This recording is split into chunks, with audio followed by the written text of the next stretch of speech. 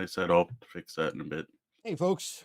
Or I'll Welcome to just leave the it like this. new, different camera angles. People have been talking about wanting to see the behind the Yeah, don't scenes. I worry, I never just did. I put never all did my take a pills. picture of that. So they're not pills. They're miniature painting stands. Oh, there you go. I just moved them because they weren't on the desk and you could see them right in the camera.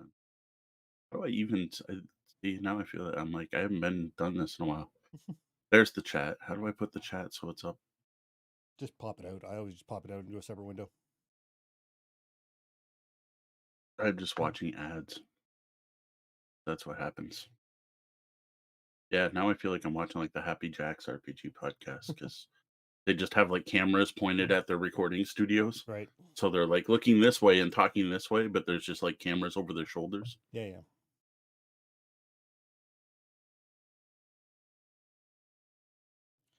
Okay, Uh, closed captioning is not working.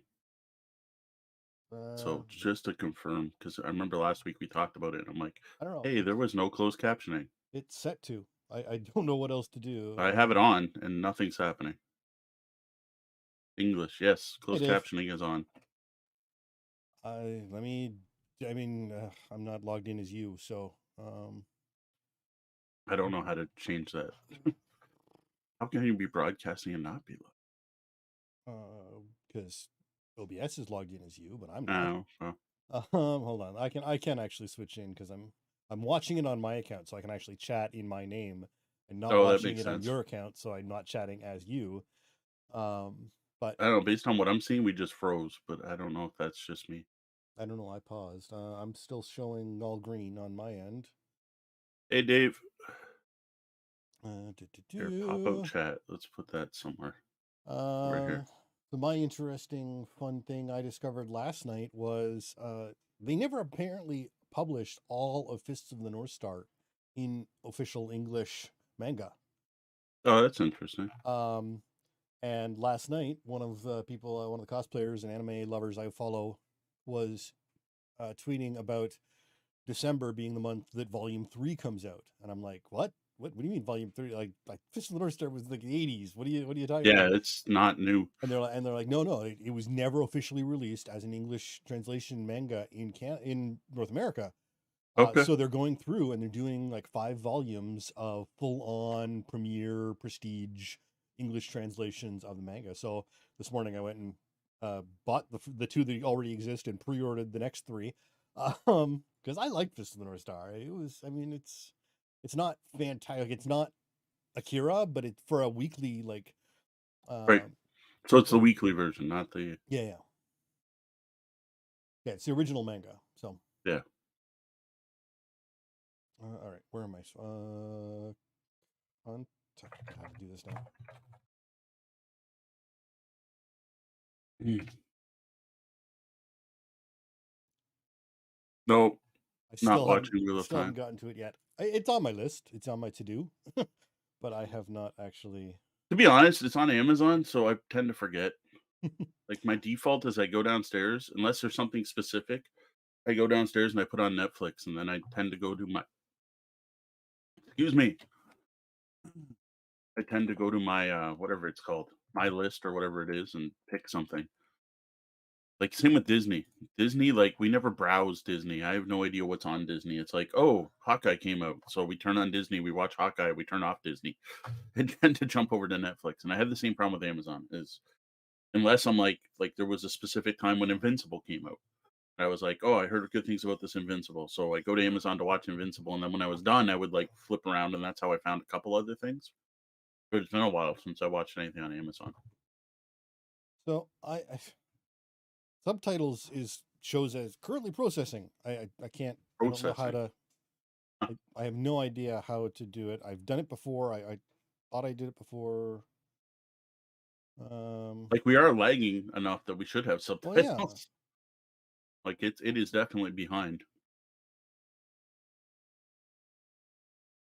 I don't know. There I must. don't know. We were talking about Disney stuff. I'm like, we were wondering if the old classic stuff we grew up on as kids is on there, like Chitty Chitty Bang Bang and the original Mary Poppins.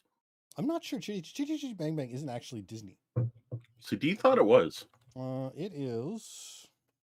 And Bedknobs and Broomsticks was another. No, Da-da-da. Chitty Chitty Bang Bang. Sean's right, is not. Broccoli. Yeah, it's Ian Fleming. It's actually Chitty Bang Bang was. Oh, Chitty you were Bang- saying the other one was. I Okay. said Bedknobs and Broomsticks. yeah, Bedknobs and and I wasn't sure about Darby O'Gill and the Little Yeah, People. Darby That O'Gill and the might Little be People is Disney. one I grew up with But that I wanted to see. There are a couple of good songs in Darby O'Gill, but it does not hold up as a movie. No, see, I just remember liking it as a kid. Because all three of those, Bedknobs and Broomsticks, Chitty Chitty Bang Bang, and Darby O'Gill were all on the same tape when I was growing up. So, like, that was the kids' tape. My mom would, like, we need to keep Mo busy for 6 hours or whatever. But yeah, Chitty Chitty Bang Bang is actually James Bond. Whoa, sorry. Well, that's the writer, yeah, but that didn't he mean produced it it too. Like he produced it too. Oh, he produced it too. Yeah, and I knew it was. It's written by Ian Fleming, produced by Broccoli, who produced all the Bond films. So I don't United Artists. Mary Poppins is there. You go. Yeah, distributed by United Artists. So I don't know who owns it now, but can you share the Game Nerds, because I haven't done it yet, and it's 109. I don't know how to set this. I'm looking. Weird. My concern was you have the also join us Wednesday, and I was wondering if they might overlap. And I'm like, wait, they're not there, so I can't tell if they overlap. And then I'm like, what the heck? And then because last time you're like, you mustn't have had them on, so I just confirmed. I'm like, no, they're on. The also join us also only shows up directly underneath the red processing, or like the activity bar, the slider. Yes. So yeah, it could actually go down a couple pixels because like the top of the A is cut off. And oh, so you have it different than I do then. Because for me, it goes right through the middle, like the middle of it crosses the line of the A. Oh, see, no, mine, it's slightly below, but only slightly. Like I can clearly read it, but like the very tops of all the letters are cut off. Oh, weird, because mine it's literally across through. Like it's like I used a strike through, strike through. Which I don't know. Do most people have their mouse on video or not? No. When you pause it, I have it as pause. That's why I see it there. Sorry, I'm actually still like cleaning up from getting set up. Yeah, what else we got? So Fist of the North Star coming out. So I saw that somewhere that you could watch it, and they actually had both. They had the OVAs and the series, which from what I remember are identical. Just the series is a little slower. Right. Like basically like what you miss out on is stuff like driving and talking scenes that don't add anything. Yeah, I think they just chopped the like from what I understand, that's what I remember of it was they just basically cut out literally useless stuff. like shiny animations and panoramas of destroyed cities and stuff, not any of the actual action. Because like the fights were all identical. Although they're different angles. Like they obviously redrew the whole thing. It's not like they just took the series and cut it to make the OVA. They redid the whole thing because, anime back in the 80s. Right. But you get all the key points without having to watch the whole series. And somewhere had both. And I actually planned to watch through them both. And I never actually did it. I bet you probably. But Tubi lost everything good. Like Tubi was awesome for like a week. Yeah. And then half the stuff they had suddenly became the safe for work versions. And movies that were 2 hours on there became 45 minutes, I used it to watch all of the chef stuff. What's his name? The restaurant Ramsay's stuff. Kitchen Nightmares. And then that is a great show. I binged Kitchen Nightmares for like a week and a half, and then I kind of forgot Tubi existed and never went back to it. I still have it on my thing, but last time like there was stuff that they had all the original Robotech in Japanese. Right. And then when I actually went to watch it, it was all gone. Absolutely all of it was gone. And I'm like, damn it. And they had Captain Harlock. Yep. That was in English though. But I had never actually seen, like, I know Captain Harlock was an 80s anime that we should have grown up with, but somehow we never saw, or at least I never saw. Well, I don't think it was ever on any of the Detroit stations. I think it was on in like, if you were in Toronto, you could have watched it on the local Toronto stations. Yeah. But in the Detroit market, never carried it. Well, from what I remember too, is it was in French when you could get it, like the French channel 9, whatever. Yeah, wasn't there a TVF or TVOF or whatever it is? Yeah, or whatever that used to show it, but it was in French, and our French education sucks, so I couldn't actually watch it. Well, I could, but it made no sense. I don't know. Tubi, like I said, Tubi was awesome. There are ads, but you know what? It's no worse. Like if for any of us that grew up watching stuff with commercials, Yeah. it's nothing. I- It's honestly kind of normal. It's like, yeah, I expect this. Yeah. The problem is you get the same commercials over and over, which gets annoying. But that's also an issue when you watch normal TV anyway. Yeah. But they do have selection you wouldn't find if you're into kung fu movies. There is a ridiculous amount. Anime, there's a ridiculous amount. And then what do you? I forget. Sean had a name for them. Those mockbusters. Hmm. There are a ton of mockbusters. If you want to see bad, low budget versions of mass market movies, they're on there too. Jeff doesn't read our Discord very well. He just jumped on to a different. He just jumped on below where you posted the stuff, and you and Jeff posted the stuff, and asked why we weren't on Twitch. Wow, it's been a while. Why aren't we on Twitch? Like it's been a long time since we've been on Twitch. Yeah, but Jeff has never actually joined us for brunch. I don't think. Hasn't he? Is that new, or am I out of the loop? Yeah, you're out of the loop, Jeff. We appreciate him though. It's been quite a few months. I from what I think I saw on Facebook, Jeff and Sheila may be pregnant. Oh, wow. I'm not confirmed on that, but like they're buying a whole bunch of kids' picture books, which it's possible Jeff's gonna start reading at the library or something. We'll see if he joins us, and then we'll know. Yep. What else is going on? They keep wanting to close this YouTube channel. But yes, Sheila's with Jeff Seuss. It's a bed sheet with it says Sue's Family Book Club coming spring 2022, and it's all kids. And here's Jeff. There we go. Hey Jeff, are congratulations in order? Yes, we may be. Look at that. Maybe. All right. Apparently it's early. Okay, that's fine. Oh, is there a Discord post too? I didn't see the Discord post. Okay, I saw it on Facebook. Yeah, D already saw it. Yeah. There we go. Well, congratulations, perhaps. It is a good lineup of books. We can rate Jeff's kids book selection. There was a weird one on GameFound. Let me just jump over to GameFound here. I do have a couple Kickstarters and GameFounds to talk about when we get there. But GameFound has this weird. It's a crowdfunding young board gamer scratch post, and it's a poster. Yeah, I've seen a whole bunch of those.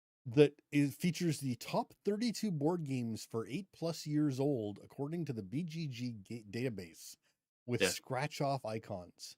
Yeah, I've seen a ton of those.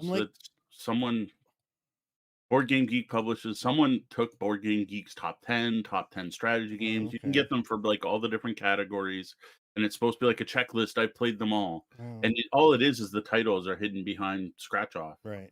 And you try to show them. But that's a horrible way to do it. It's weird that they're game funding it because you can just buy those, from what I understand. Yeah. I mean, it's only. I mean, it's what £9 or £8.99. But still, like I don't know.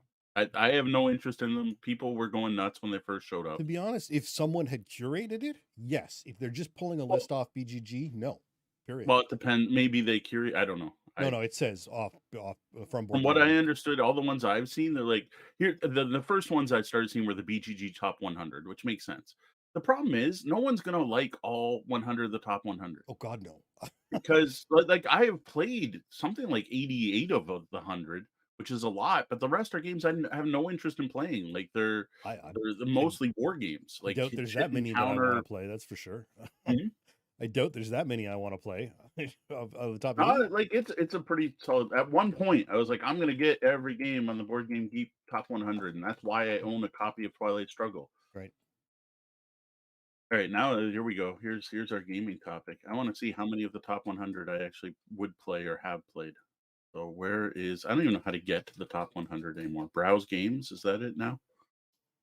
Oh, I've had those. Yeah, when the kid goes off to a sleepover and gets jacked on caffeine and doesn't sleep. Yeah, no, I've do those pickups. Our kids have not ever done like Gwen's done a couple sleepovers, but there was no caffeine involved.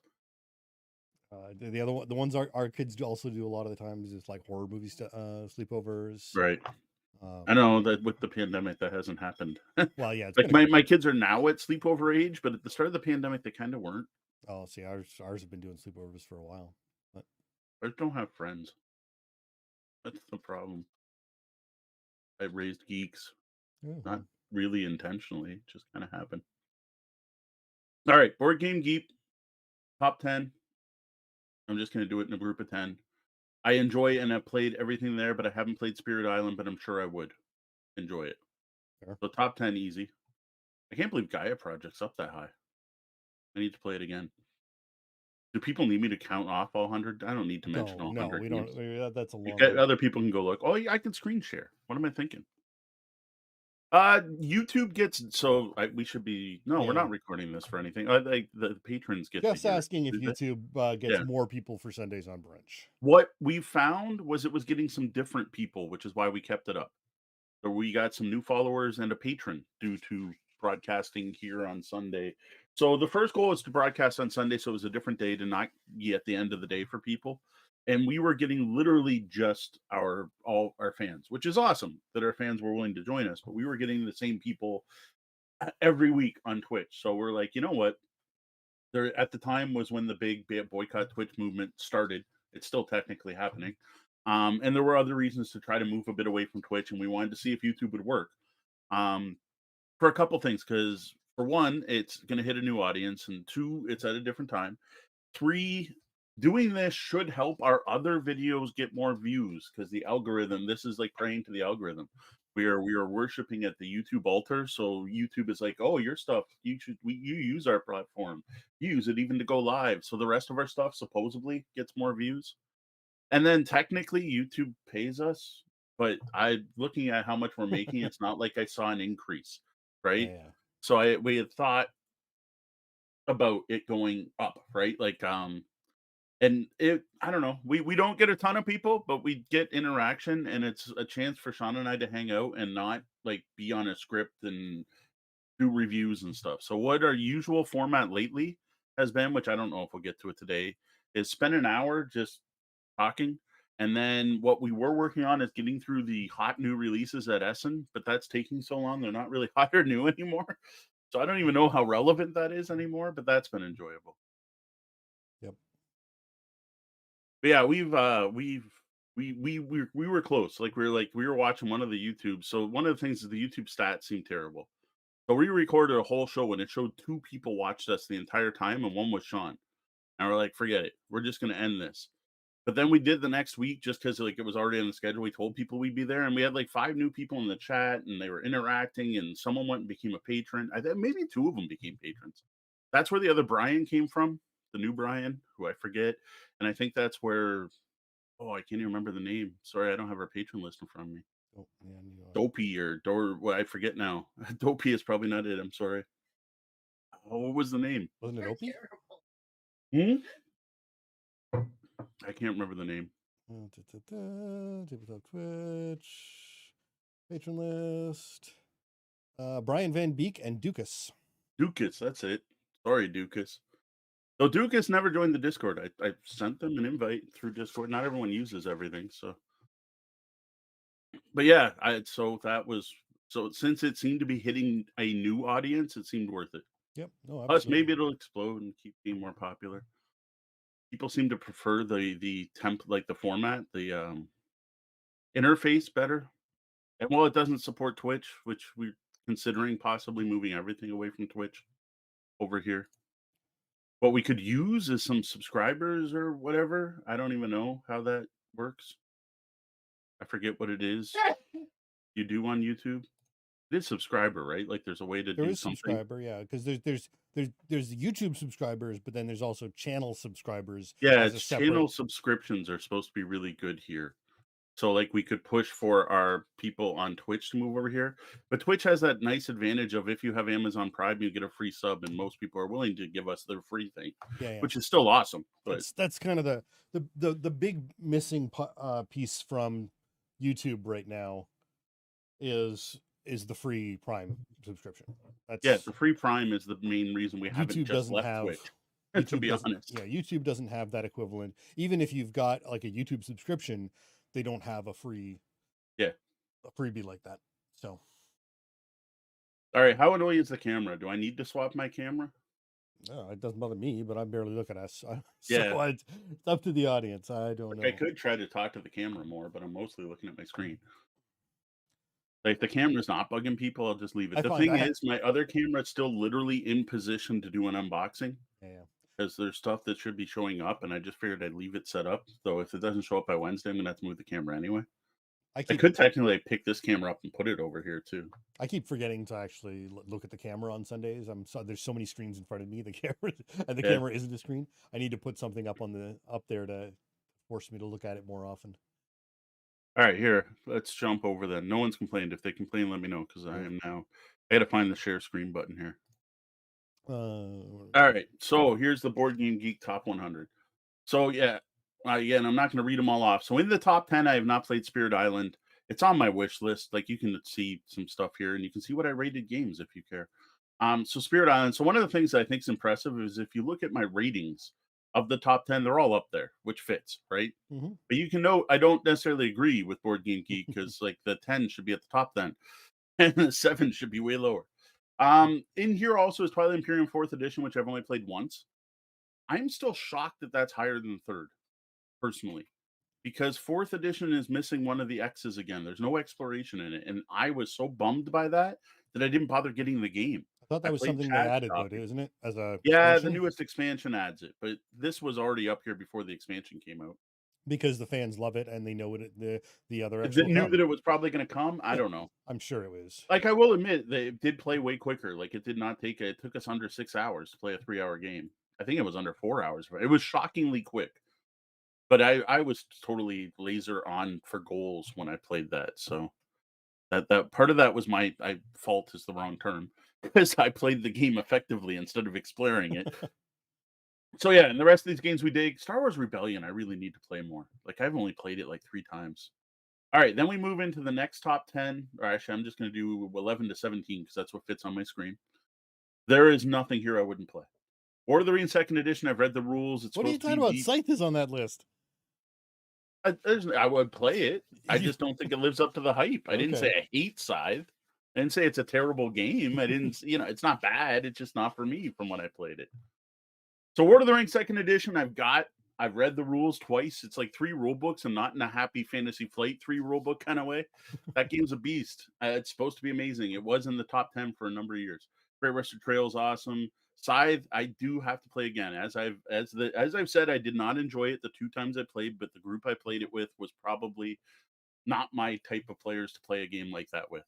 So I owe it another shot, and I keep waiting for Stonemeyer to send me a, hey, you can have a review copy of one of these games and Scythe be in there, because then I will give it another shot. But the last time they did that, I grabbed Charterstone because Scythe wasn't an option. But of these, I have not played Nemesis. Nemesis, well, it's top 17 games. It's supposed to be really good. It is aliens with the numbers filed off. It is Space Marines moving around a Hulk with aliens attacking them, but way more detailed and less random than Games Workshop's old Space Hulk. Like more of a psychological terror. It's supposed to be fantastic. Lots of minis. So again, I have no problem. I could totally play all the way up to 17. Wow, I can't believe how many of these I have played and haven't in all at once. 18 to 24, I would happily play all of those. I have not played Wingspan yet. I'm pretty certain that I will find it too light to Yep. be overall enjoyable Oh, based yeah. on everything I've seen about it.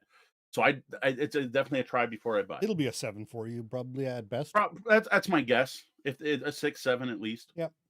Arkham Horror the card game. I have no interest in getting into a living card game, and I have no interest in the Cthulhu mythos. So this one I probably would never buy. So this is the first one on the Board Game Geek Top 100 that I honestly don't. I have no interest. That said, it is considered by many the best solo living card game out there, and one of the best living card games. So I totally get it. I get why it's on the list. It's just not a game type I play. So is that the first one you haven't actually played? Or no, No, there's lots of Wingspan. them I haven't played. I haven't Oh, played Legend of the Five Rings. I haven't played. I don't know. If we'd have to look up Fantasy Flight living card games Mm. to see what else is in there. I know there's others I haven't played. There was a Warhammer one I never even played. Warhammer Invasion. I did living card games are magic. Like they No, say. I'm in on the sorry, I'm in on the list on the Oh, on the list? No, no. Up at the top, yeah. there was one. In the top 10, Spirit, there was right? one. Spirit. Spirit Island. No, Good. there's gonna be. We can make a separate list. If someone's keeping track, they can note down how many hasn't Mo played. I haven't played Wingspan either. Yeah. So three you haven't played. 3 so far I haven't played. Dune Imperium, have not played. Heard really amazing things. Deck building with folk on a map sounds fantastic. I love Dune. Just where I haven't bought games in 2 years, and we weren't offered a review copy. So again, just jumping quickly, looking at 24 to 30, there's nothing here I would completely like, hell no. So Arkham Horror so far is the one I wouldn't play. Viticulture I own. I don't technically own the Essential. Root, I've got a copy downstairs, haven't read the rules. Everdell. The only problem I'm having with Everdell is I don't want to support the publisher. But then I'm not supporting the artists who did amazing work and the designer. So that's one of those, who do you support? Like, there's a lot of people that worked on this game I don't mind supporting. So I think I'm leaning towards the, okay, CEO's not the best, but a lot of other people are going to get paid if I buy this game. So Everdell's kind of on my list. If you want to talk about the publisher, just listen to our last episode in the AMA where we talked all about Minion Games and Ship Naked and whatever other flipping names they decided to use. Wow, Food Chain Magnet's top in number 31. All right, 30 to 36. Nothing there I wouldn't play. I am not a huge fan of Blood Rage. I think that's overrated. Kind of a neat game, but it's not amazing. Um, I guess it's kind of in the right spot based on the other Eric Lang games. I like Rising Sun way more than Blood Rage. I feel no need to own Blood Rage, but I know lots of people like it, and it's a decent game. One of the first games to have way more miniatures than they ever needed. There was no reason in that game to have these awesome 3D giant monster miniatures. They're just representation of where things are on a map. It could have been cubes, but it worked. And people went nuts for it, and it kind of started a new era. So totally for Blood Rage that way. There, have not played 35 at all. Haven't tried it, which is Clank Legacy Acquisitions Incorporated. It's on my wish list for Christmas this year. So who knows? Maybe it'll show up. I was turned off by the Acquisitions Incorporated thing for no good reason.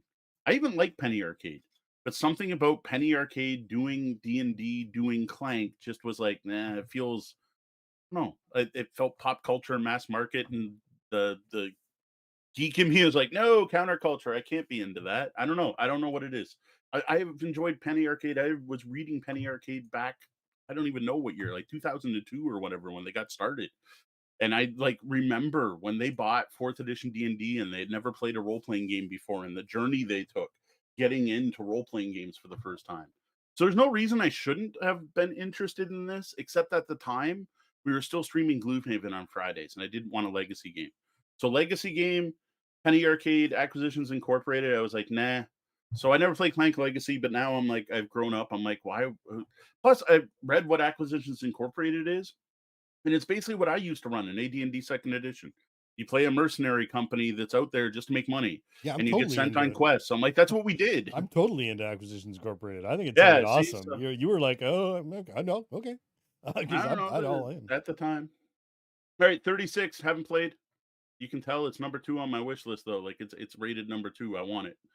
So Maracaibo, haven't played it, but I'm sure it's good. Marvel Champions, I again, living card game. I don't know. I don't like living card games. So there's number 2 that I probably don't need to own. Though of all of them, playing Marvel Hero sounds cool. Have you played it? Everything Have you played it? No. Nope, not at all. That's new enough that that's the problem, is anything that's like 2019 or newer, I'm not gonna have played. That's where this list doesn't work. Because Board Game Geek nowadays is very much skewed to the new hotness. The new games tend to get rated higher than the classics, just based on new people joining the site and what they're excited about. So no interest in Marvel Champions, though if someone brought it out, I would try it.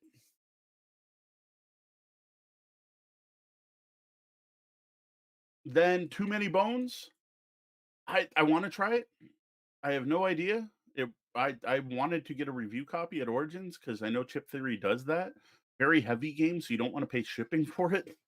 It's a fantasy adventure game, but it uses poker chips, but like good actual Bakelite chips with metal in them. Like and they stack in unique ways to show health and stuff. Local gamers here, I don't know if we want to call it Steve Singleton's group, for someone I mentioned before, owns it and everything for it, like boxes and boxes of Too Many Bones. It looks overly complicated. It's got neoprene mats as player mats with holes cut out to fit stuff, like super high end production quality. But it looks overwhelming and it looks like too much. So I don't know. That's a try it. Have not played. Pandemic Legacy Season 2. There you go. That scratch off the list. No, I don't care. We played Season 1 and it sucked. Everyone loves Season 1. Season 1's up at the top. I had fun playing it because we played it with Tori and Kat, but I have no interest in doing any more Pandemic Legacying. Jumping down. Now we're getting to the points where there's stuff here that a lot more I haven't played. So I'm going to skip over the ones I have to Lost Ruins of Arnak. It's on my wish list. Supposed to be amazing. So this is an interesting story. The same week, Lost Ruins of Arnak came out and Dune Imperium came out.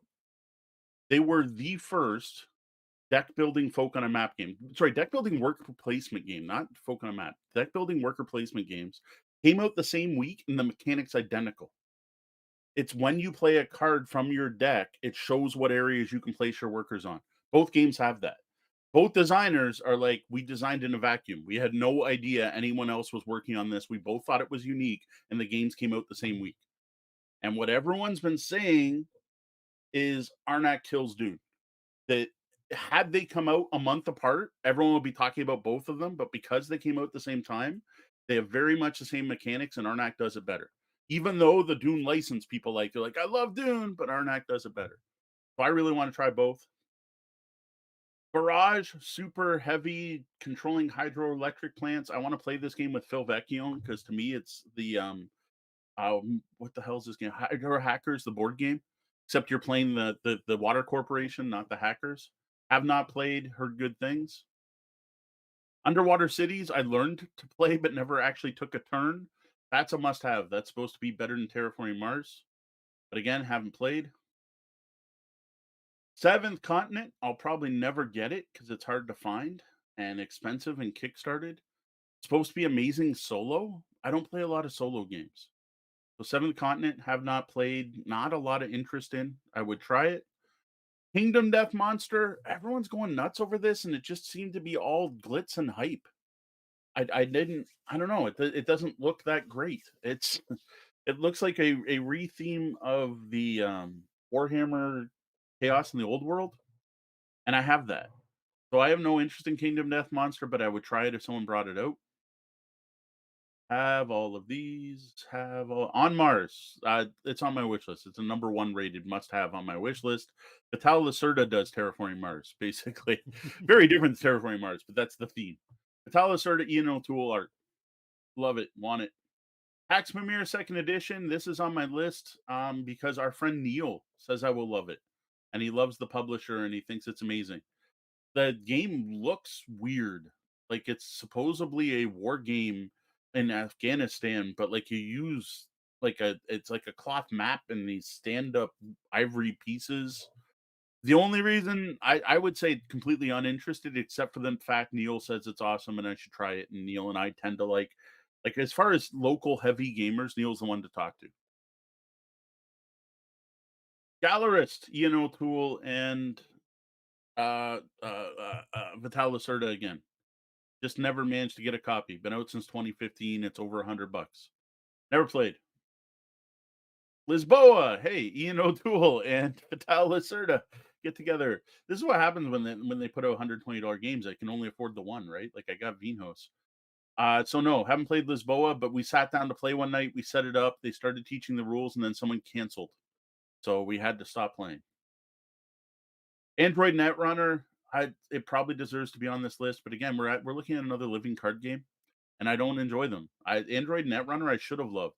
What's even weirder is I like the original Richard Garfield Cyberpunk game, which is the same game, but somehow when they rethemed it to Netrunner and tried to streamline it, I no longer enjoyed it. So Android Netrunner is a no for me, but I have played. The one I should feel shame for as an Ontarioan, I have never played Crokinole, but I am certain I would probably love Crokinole because I like dexterity games and flicking.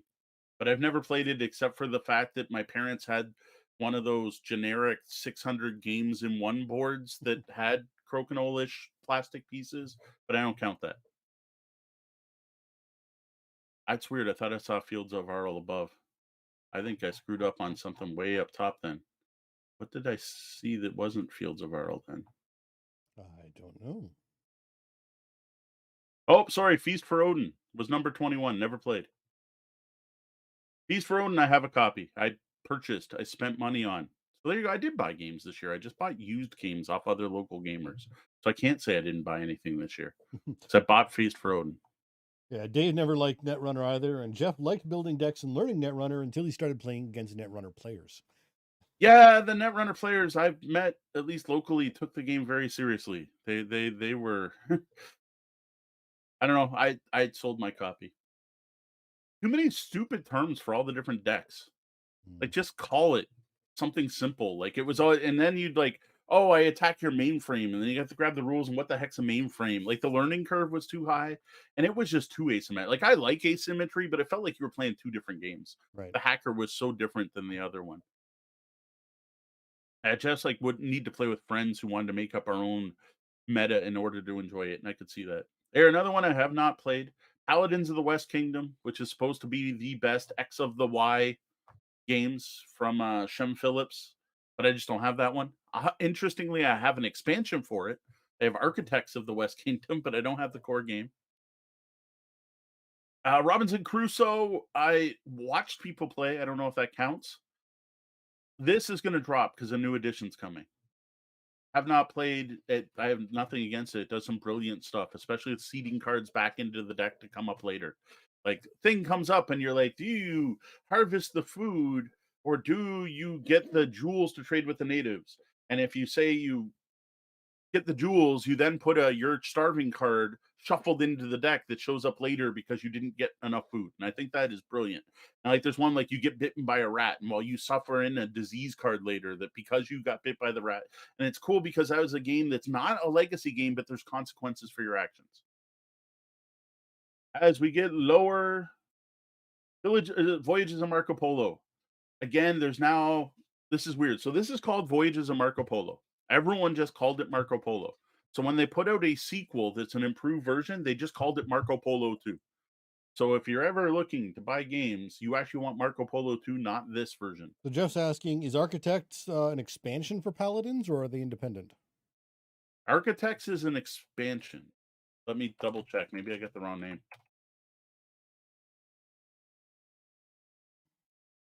Anything that has the same should be, I think they're expansions. Like if it's also West Kingdoms. I'm looking right. That mustn't be the one I have then. No, Architects is a standalone game. Damn it. What is the one I have? All right, time to bring up the pile of shame list. I'm sure you have Architects. I've seen Yeah, that I thought box. so too, but I've seen that box in your house. no, I don't have that. I swear I've seen that box. No, that's a standalone game. Maybe I have an expansion for it. You get to see my terribly organized folder system here. I'm like, oh yeah, I'm screen sharing. All right, what is the one I have? Oh, the Architects. Oh, Age I of have Artisans. Architects of the West Kingdom: Age of Artisans. Okay, so you have an Is what I expansion have. for Sorry, Architects. it's see, and that's the cover, which doesn't look anything like the other one. No. Anyway, where'd the list go? Here. Where were we? I was talking about Marco Polo. Teotihuacan, love it. Five Tribes, there. I did not enjoy Five Tribes. I gave that a 6. I thought that was way overrated. Five Tribes is Mancala, where you have like a grid full of things with little people on them and you pick them up. And then you have to drop them one at a time, and where you end does something. There is a rule in this game that says do not take too long and think about your turn because it'll make the game too long. You can't say that to strategy gamers. They're like, there are too many possible combinations to figure out every combination. So this game is so AP prone, you just shouldn't do it. You should just take an action. And I'm like, no, that's not how I play games.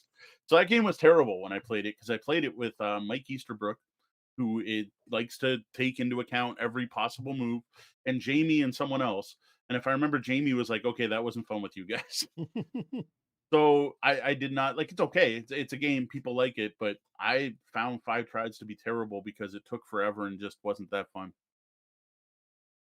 So what it is with the Kingdoms games, they put out 3 different games, and then each of those different games have expansions. And the 3 games together can often be combined, but not always. Right. Like people had like Five Tribes at the Table haven't gotten out in years. See, I had some. I don't need to own that. Which I should change this because it's still on my wish list. I'd like to have. That goes down to don't buy this. Some of these are on my everything in the top hundreds on my wish list so that I get price notification. That goes back to another topic we had the other day. Going down, got all these Grand Austrian Hotel. I've never been able to find a copy. I for everything I can see about it, looks like I should like it, but I've never seen it at a local store and it's never been on sale in Canada. So that's another one I haven't played. Painted Grail Fall of Avalon, the Gloomhaven killer. Obviously not, since it's sitting at 80 and not number 1. This was the game everyone hailed was going to absolutely destroy Gloomhaven. I have no interest in getting into it because it's another, 500-hour game, and I already have one of those.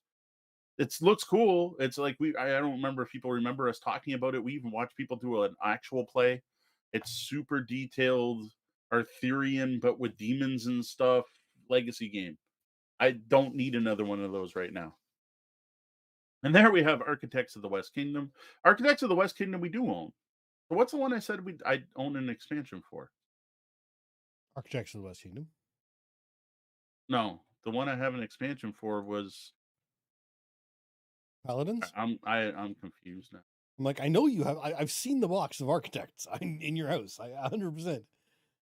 No, we don't have Architect. We have Viscounts. Yeah, I don't have Architects. I have Viscounts of the West Kingdom, which I think I deleted off here because we played it.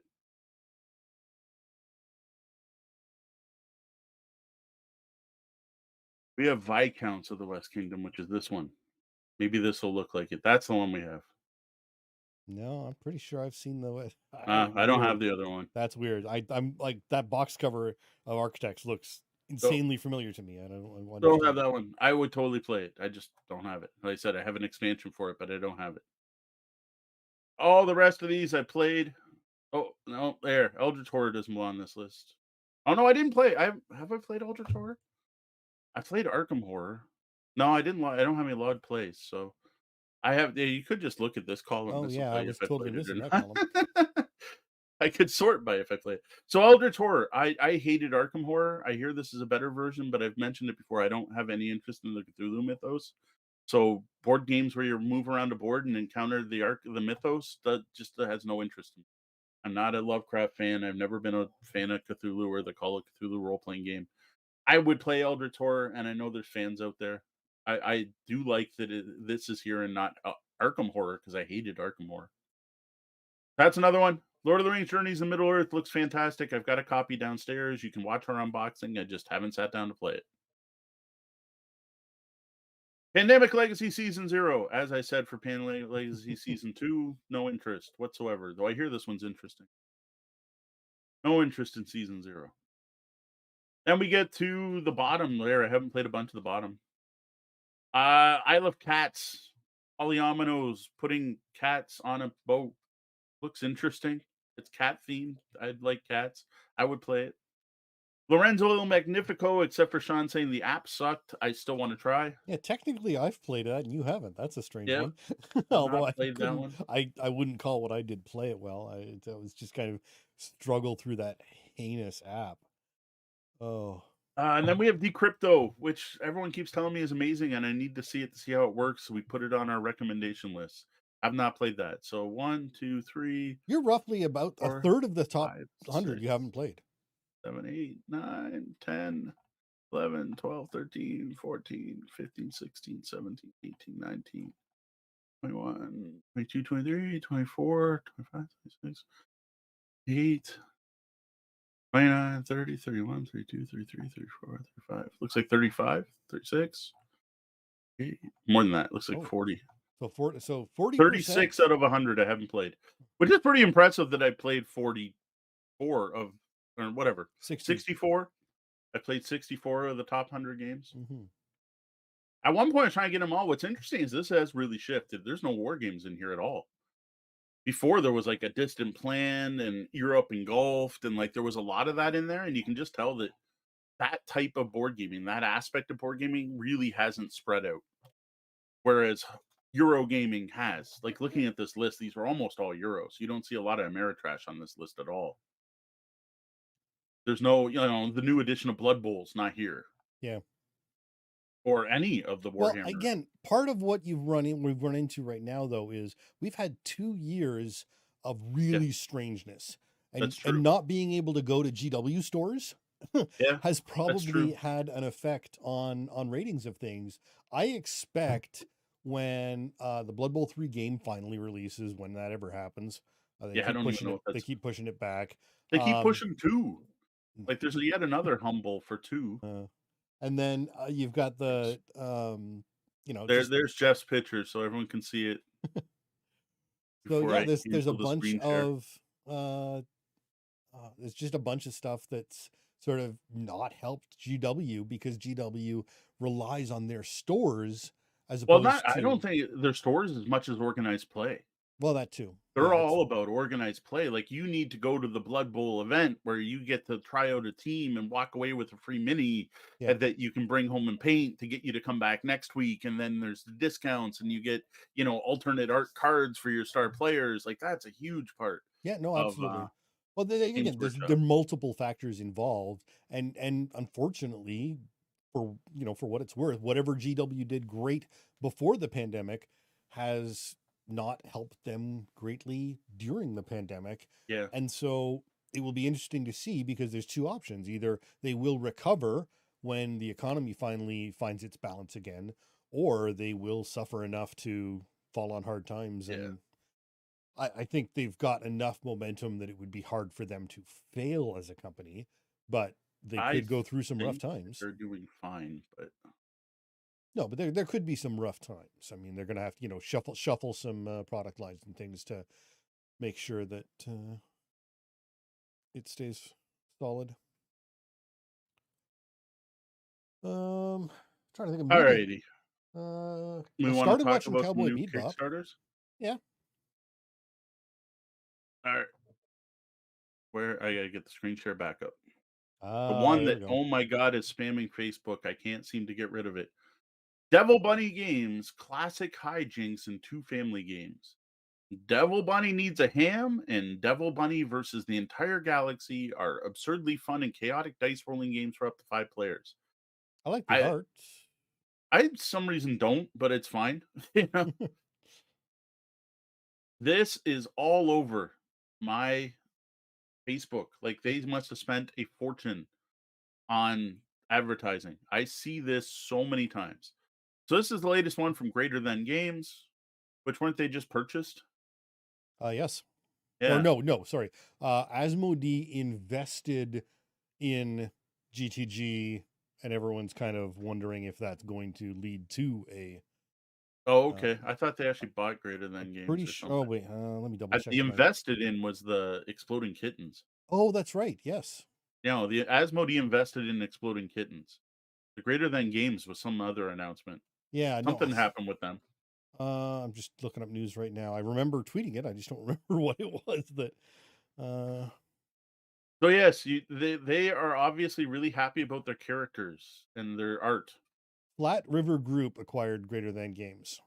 Well, that's right, and it's like a distribution company who normally sells at like Target and An stuff. e-commerce business accelerator, is how they're described of as. That sounds like a made up term. Yeah. E-business game accelerator. E-commerce business accelerator. Wow, that's the wrong button. So I'm trying to get the chat back up. Jeff is saying, Can you see the? Yeah, it's seen the top 100 from a couple years ago. That could be funny. Jeff saying that he started playing Simple 5-year-old board nephew games. board game. That's Nice. awesome.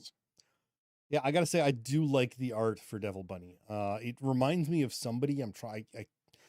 It's escaping me who, but it's an art style that I immediately So who's recognize. James Ernest? I don't know. because it's like a familiar classic for James Ernest fans. So is this a book? Like, is there a book called Devil Bunny? Is that you Maybe. have to try to keep Devil Bunny from getting your ham? Uh, Devil Bunny. But like, it's all about the story. Doo-doo-doo. There's not much about the game. You get a custom 3D Devil Bunny mini. Like, they're way too happy about their Devil Bunny. There you go. Box with the rules printed on the lid. Wow, we were just talking about that. We were. So you get that. I don't know. Like this just it looks super simple games and they seem way too happy. And plus you buy both games, you get the same Devil Bunny mini. Hmm, It even looks like you might even get the same Devil Bunny die. that's weird. Box with rules printed inside. Like these look super light. They're really proud of their Devil Bunny miniature. If Devil Bunny's a license, I guess this makes more sense. Yeah, both games come with special Devil Bunny dice. They have a bunny on the 6. So James Ernest is the founder of Cheap Ass Games. Okay, that's cool. So maybe this is probably a classic game? Like is this an old cheap ass games that's been reprinted? I believe so, yes. Okay, so at least that makes sense. So there's obviously and they both do come with books. So again, it looks like it comes with the entire book. Yes. So again, I see no reason to buy both games. So Cheap Ass Games, Devil Bunny. Comes with a slipcase. The comic looks cute.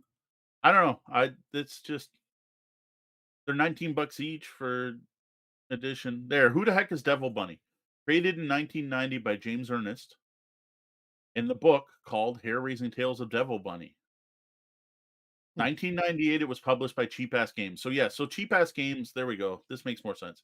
So, Cheap Ass Games, I have some of these downstairs. So, James Ernst came up with a really good idea that no one actually liked. So, his really good idea was every board gamer already has pawns.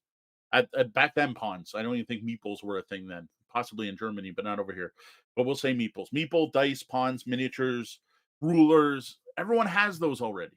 So instead of selling people another set of pawns and another set of dice with a new set of rules and a new board, we'll just sell you the board and the rules.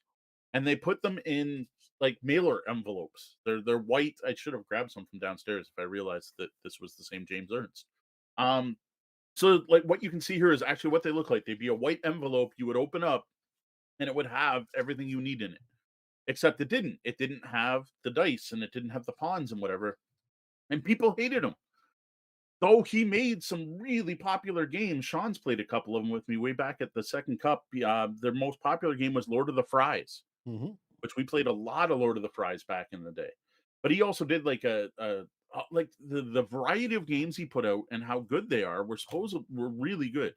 So this is a basically disproving his point that people would want his original games because here they are buying it with 3D miniatures and a board and dice that are the same as every other D6 you already have, Well, and except it has a it's bunny funny on it because you can still go to cheapass.com and and get the original. get the rules and get the 2-page print out for the board. So I for guess it Devil isn't Bunny. quite proving his point because he's not funded and only has 5 days to go. Yeah.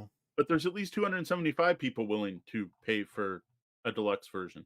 Or maybe Interesting. this is his proof of concept that.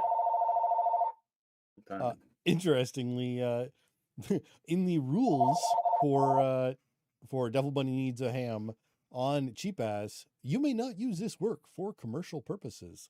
You may not alter or transform or build upon this work.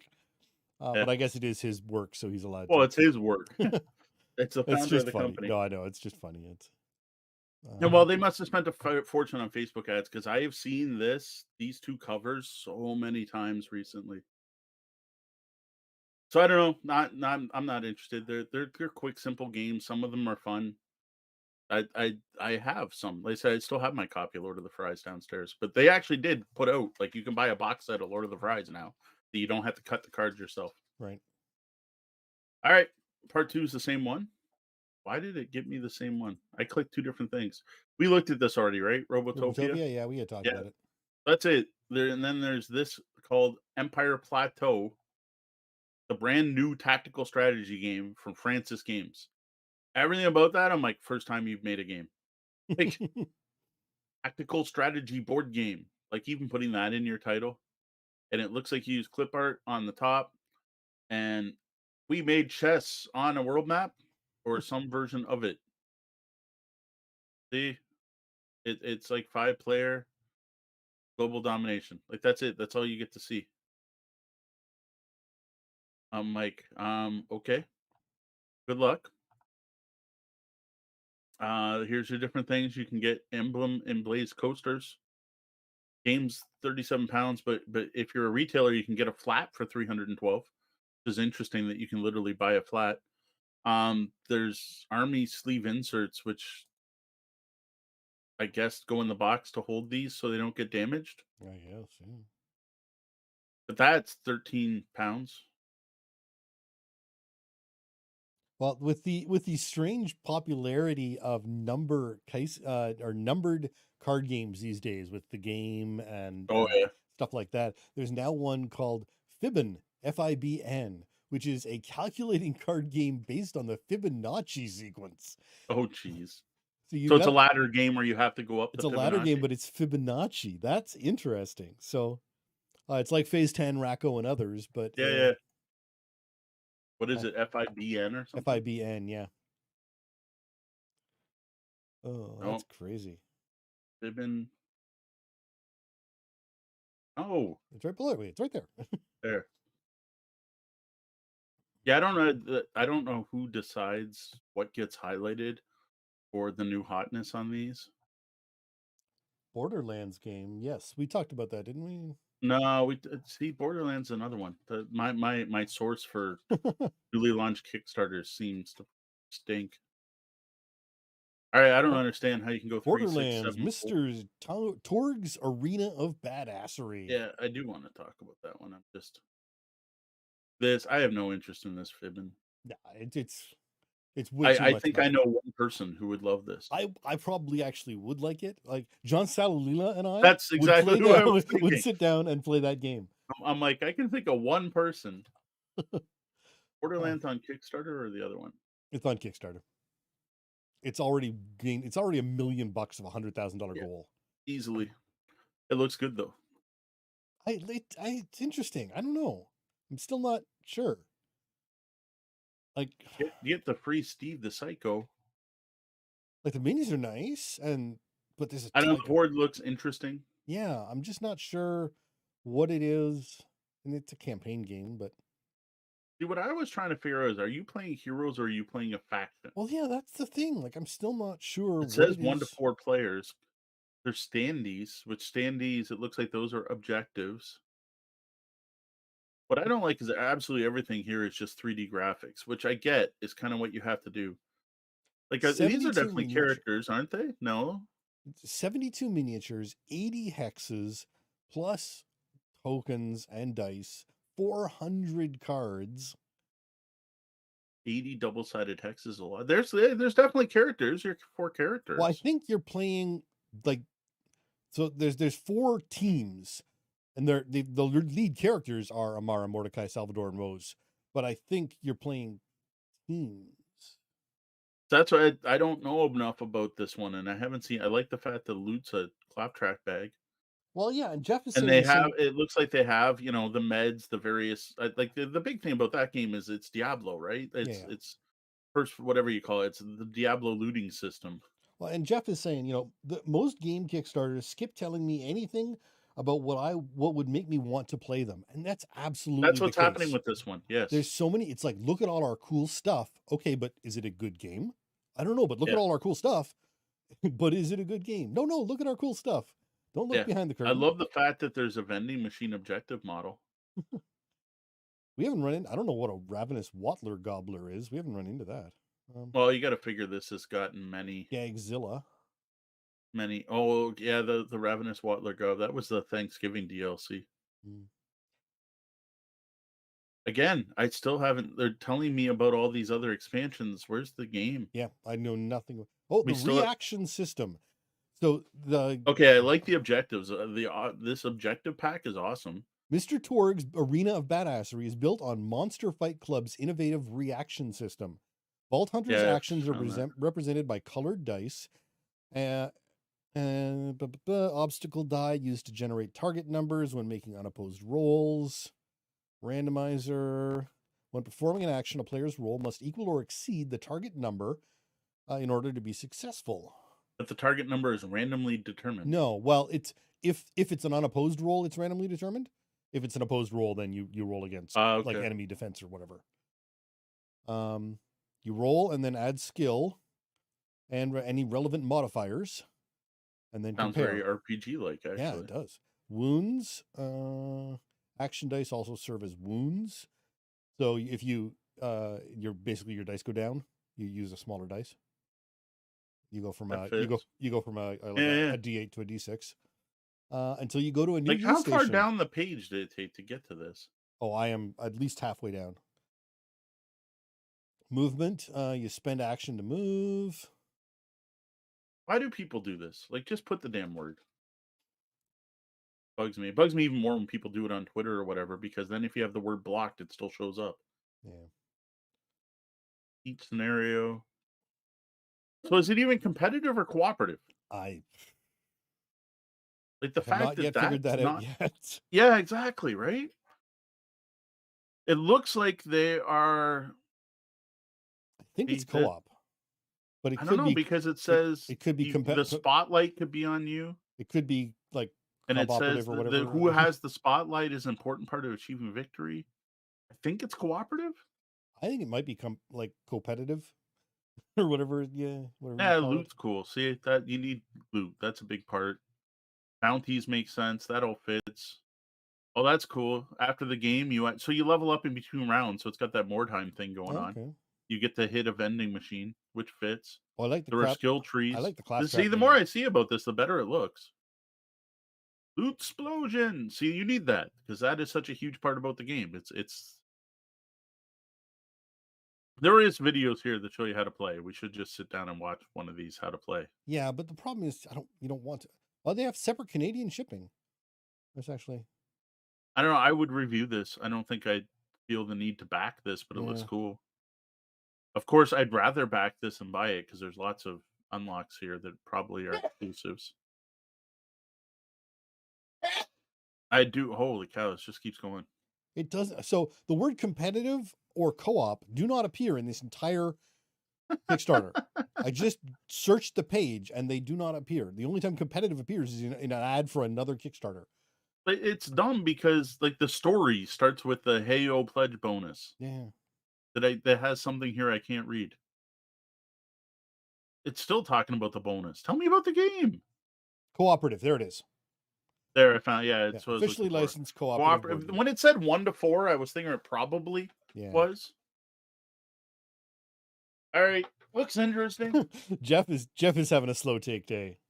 Just took him until now to realize it's based on the video game. Oh wow, yeah, okay. Excuse me. We've also been Mo and I have actually played it on Thursday. We actually played this. We played Thursday. $135. That's a lot of money. A lot of money. Except, you know what? For the amount of stuff, I agree. It's yeah, really but look not. how many. No, but look at how many aren't free though. Look at how many of these are add-ons. Yeah, but here, True Badass. That's that. Plus, you get the expansion. Plus, all free stretch goals. You get all this. That is pretty good. Yeah. But there are add-ons. If you want Steve the Psycho, it's $10. If you want the Rot Gobbler, that's $20. If you want Skags at the Gate, that's $45. Oh, this one's included, I think. Yeah, this is included in the base pledge now. If you want acrylic tokens, that's $25. If you want the objective pack, that's $30. If you want the obstacle pack, that's $30. What are you up to now? You're up to like $220, $210. Yeah, but again, you don't need that stuff. Yes, you. Yeah, but look how like, if you're gonna go all this miniature game, you want this stuff, right? Especially this. And these, no, maybe not. Yeah. Right. To me, acrylic tokens versus cardboard aren't that big a deal. Yeah. It's a nice to have. As long as they aren't using cheap cardboard, it's fine. But like this versus a cardboard standee, this is way cooler. Yeah. And these to actually see like things that are on the board instead of a token, having 3D scenery makes it, although it's really kind of boring. Yeah, it's probably make my own.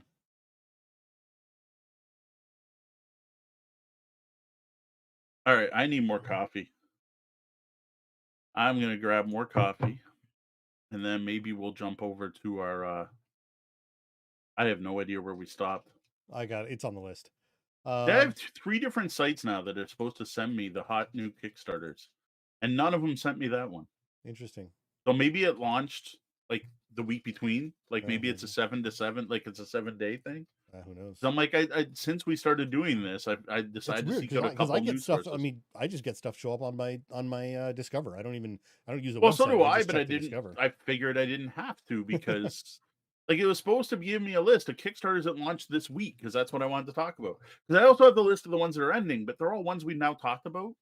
So I'm like, do we want to say, hey, you have $5 left to back this thing? I probably should have went through the list, and if there are any we thought were cool, we could Right. have highlighted them and said, hey, last chance to back.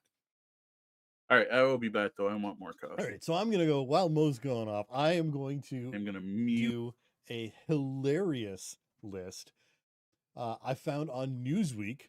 And so this was an article from Newsweek on 11 family board games to play this Thanksgiving. So we're a little late now, but I figured this one was amusing enough to do.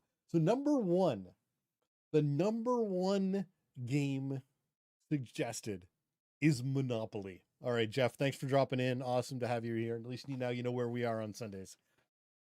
But yes, the number one family game they're recommending people play on Thanksgiving is Monopoly. Really? The number two game is Scrabble. And there are certainly some families where Scrabble is a great family game, but if you've got kids or older people or people of varying educational levels, Scrabble can be a really rough game to play with people. Number three, Wheel of Fortune. Really? 100 puzzles written by the team at Wheel of Fortune. I mean, I suppose it's at least not going to start huge fights. Everyone understands Wheel of Fortune. I guess maybe, Grandma and Grandpa know what Wheel of Fortune is. And sure. Guess Who? It's a 2-player game. How can you suggest a 2-player game that you must play with your family on Thanksgiving? Let alone Guess Who, which isn't even a great game unless you're 6.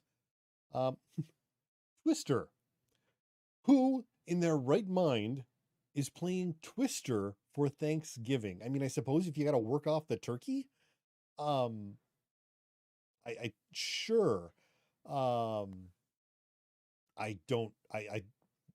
sure there are families out there who might enjoy it, but they're a very different family organization than I have, I think.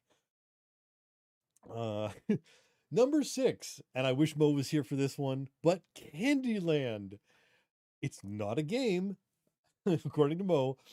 And what family actually wants to play this? Yes, your parents play this with their kids. There are some benefits to playing with your kids.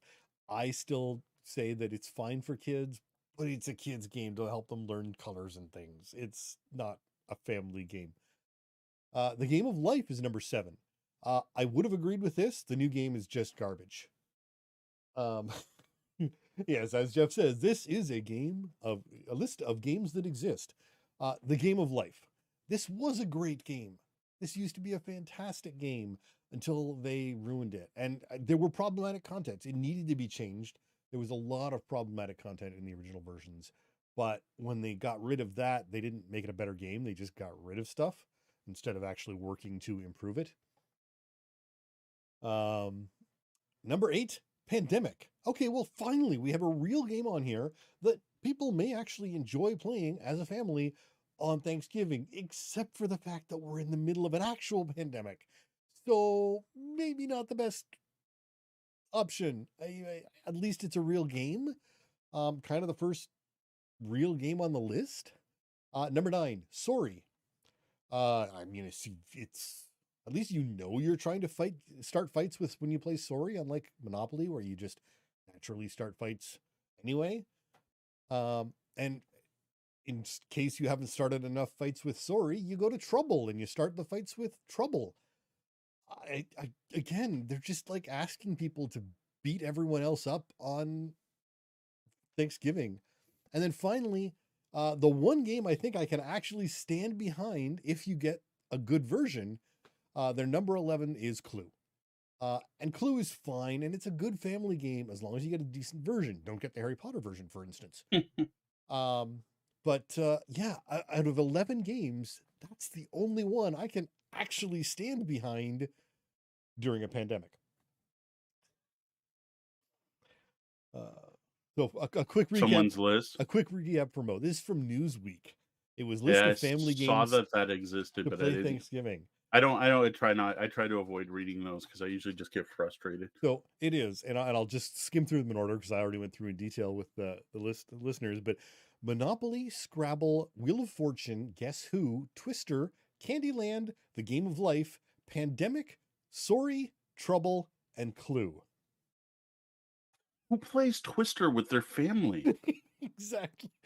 That was the one out of all of them. Like, what? Oh, Twister. yeah. Oh, it's a list. How the hell did they get Pandemic out there? I love And it. like, I still don't Polly, think clearly now. whoever made this list hates their family. Yeah. Jeff, Wow. that's a list of games that exist. Yeah, let's play Twister. Oh, yeah. Thanksgiving Twister. Well, I mean, Thanksgiving Candyland. Who's gonna play like as a family play Candyland? I have a beef about podcasters in Candyland. I get complaining about Candyland. I do it all the time, but at least know what Candyland's about before you complain about Candyland. Oh, really? Oh, just so many blah blah blah roll and move like Candyland. I'm like, there's no dice in Candyland. Stop fucking horrible roll and move games like Candyland. There's no fucking dice. If there were dice, it'd be a better game. Although it wouldn't teach colors, so it would lose its one purpose it does have. Yeah, I suppose a surprising number of people would play it with, if you're just doing I mean, that's the small. When I think of family Thanksgiving, I think of extended family. Yes, if you're just having parents and young kids, small Thanksgiving, yeah, that makes more sense. But to me, Thanksgiving generally it suggests larger groups. I mean, I played Candyland with my kids, absolutely, but not as a Thanksgiving event. No. Hey, did you see Books a Million 50% off on games? It's on Board Game Geek as the hottest deal right now. They still had Select. Someone's claiming it's new, but of course that's normal.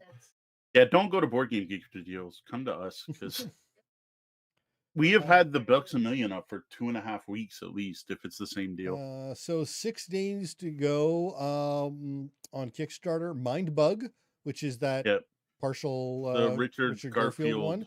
So apparently he did jump in later in the project. So they started this without him and then got him he involved. played it, liked it, and got involved because he liked it, was basically what I saw, which looked interesting. Yeah, so that's Mind Bug. Voyages, which is a single sheet print at home adventure board game that has funded and is 7 days to go. It's been pledged $33,000 of a $170 goal. So they've done something well. That's from Postmark Games. Just trying to see if anything else shows up that's funding in less than 7 days on my list. These Yon Kalan dice. Have you seen these things? No. They're these weird. They're four-sided dice basically, but like it's a D6 wedged between two other blocks, so it only rolls like it's more like a square tube. Oh. And they're like modular and fun new dice system for roll and move games. So you're supposed to play your existing roll and move games. It's a weird primitive figure but innovative system for roll and move games. Yeah, specialized dice with 4 faces. How is that better than? All right, I'm gonna play this video, though I don't usually use videos, but yeah, we can't hear it though. That's the problem. I don't have the silent volume on anyway. Oh, okay. Oh, universal design for sight impaired people.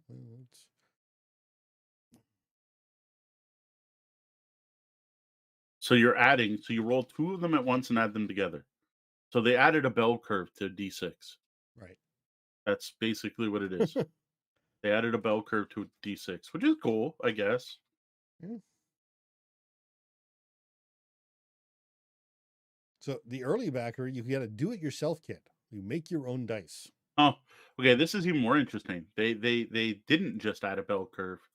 They added a bell curve to D4, D6, and D10. Mm. So you have the classic, where you have numbers from 0 to 4 with an average of 2, modern, which is an average of 0 to 6 with an average of 3, and high speed, which is an average of 1 to 10 with an average of 5.5. Hmm. That's interesting. I think they're ugly as hell. Like, Oh they yeah, they're just look hideous. like dice glued to blocks of wood. Well, they are. Like, Those are DIY. The what you were looking at right there, that's the DIY. and if you look, they're just blinged. It's little Yeah, you bling. stick Like, them what on do you call yourself. it? You stick those on Oh, geez, yourself. that's even It's worse. what you're showing is the DIY. They do have like other versions that are made, but Oh, wow. Yeah. yeah, it's Okay, then. yeah, it's literally you're Is this funded? bedazzling dice. Oh, yeah, but not really. Like, yes, it did, but Yeah. it's not a big. The idea of putting out some kind of bell curve for a D6 is interesting. I Yep. actually kind of dig that. Yep. That concept is kind of interesting, but Yeah, I like the math involved. I don't like the product. no, the That's products. I think that's a good way to say it. Dave is pointing out the Valeria games only have a few days left. We've talked about those in Yeah, we said the 3 different. There's a roll and write, a trick taking, and I forget what the third one is. there is with only 68 hours to go, Uncivil Litigation, a card game Yeah, about lawyers in court. Yeah, there's some I Mm-hmm. don't bring up. There's probably 20 adult party games also. We don't talk about those, or I don't talk about those. All right. So where's our where do we Heroes leave of the off? Shire is only 3 days left. We left off at just before GDM Games. Heroes of the Shire. Is it not Lord of the Rings? How do you have a name like Heroes of the Shire and not be Lord of the Rings? Wow, it's made a lot of money. Yeah, no, it did well. Another fantasy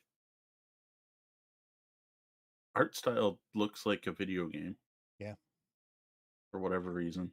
Small indie publisher based in Shropshire, England, with a mission to bring unique and new concepts to board gaming. It looks like a mix of RPG and board game. Doesn't look terrible. No. This elemental board actually looks pretty interesting.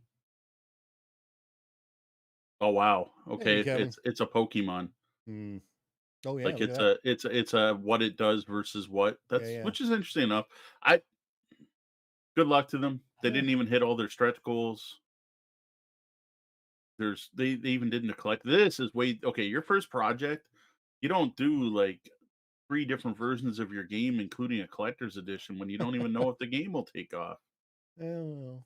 That's just a little too 200 plus buff and condition tokens. Wow, that's a lot of cardboard. That's what I'm like. Whoa, how big is this box? Like, how many? This box must be huge because of the cardboard sheets. Yeah, and these spell mastery boards. So like, there's even a spell system where you get better at your spells. This looks ambitious and interesting, but I'm gonna wait for Heroes of the Shire season 2. Once this got out to people and they got feedback, and I'm not trying to shoot it down completely, but this is way too ambitious for a first project. Yeah. There is a print and play version. Oh no, it's their second created game. So what was the first Is it? What's the first? Just click on their name there and see what their other creative Yeah, well, is. I'm just still scrolling through here at the different character classes. Pull it up. I'm probably making people ill by scrolling to. Oh my god, why are these so big anymore? Look at this. They're funded. Yeah. In Canadian? Are they actually Canadian? No, they're British. Damien Senior. 2 created. Here's the Shire coloring book. Oh, yeah. See, that doesn't count. They came up with a world. Yep. And it only had 20 backers. So it didn't even fund. He canceled the coloring book. So they have been heavily inspired by MMORPGs and MOBA gaming, and we're glad you could see the resemblance. The market for RPG board games is pretty overcrowded, so we wanted to stand out. We know how much people love dice rolling in combat, so we decided to take that very essence and flip it on its head. We've done this by removing it completely. We know that people love this mechanic, so we took it out. What? What? And then you're bragging about it. While this might seem scary at first for people who don't like change, once Oh, they get come to on. It's grips with not our scary. Almost deterministic, every board game RPG uses cards nowadays. yeah, this is When's the one of last his game comments. when's the last time a board game RPG used dice? To be honest, getting back to dice would be strange now. The Pathfinder Adventure card game is the last one I can think of I played that used dice. So there's over 800 unique art pieces so far in Okay, their. it doesn't use dice, yet you get 19 health dice and 54 spell dice. I guess you don't roll them. They're probably to track different things. I don't know. 46 power cubes. It's good luck. That's all I can say. I will wait till reviews. And like I said, if it's popular enough, there'll be a new printing of this. It'll probably switch to miniatures instead of standees and stuff. Because that's the other thing. You're going to put all this production quality in, but yet your heroes are standees. 33 standees. Well, I No think minis from the sounds of it, they spent way too much or all of their money on on art. their art. They spent a ton of money on art. I would love to know how big that box is. Yeah. Well, yeah, because I mean, the amount of cardboard in this, like the amount of like. Well, just the amount of stuff. 54 dice takes up a lot of room. Yeah. 150 plus bluff tokens. That's just the core box. Whoa, okay, so the expansion, Fire and Ice, has just as much stuff. Arena mode, so you can battle, or you can play one versus many, or true co-op. Oh, come on. Scenario mode, true co-op. This is not available right out of the box. This will require a add-on. Screw that. Oh, Skyrim ends in 25 minutes. I've heard very bad things about Oh, and that so the health dice yes. are literally just a track. trackers. So there's a spot Yeah, on I your figured game it's board. probably the same thing for the spell dice, but still. So yeah, I'm sorry, but they're like the most popular mechanic in these kind of games is dice, so we took it out. It's just that's not a good brag. That's not even a humble brag. That's just we don't understand our market. Watch. That's what that feels like. That's just silly. 1 to 6 players, 30 minutes to 180 minutes. That's a big flipping range. How do you go 30 minutes to 180 minutes? Yeah. Well, probably player count makes big change. Maybe. I don't know. Turn-based combat adventure RPG with a unique combat system. So I should scroll down and figure out what the unique combat system is because I wonder how unique it really is. The D6 are 10 mil and the D10 are 14 mil. That's not tiny. Yeah. D6s are small-ish.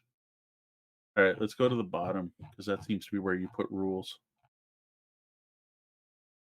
They have a cat on the team. That part's cool. Okay, the cat's role is awesome though. The cat's role is standee destroyer and unhelpful playtester. Well, it's truth. I mean, I know. That's what I said. That's good. I like that. Yeah. Fair enough.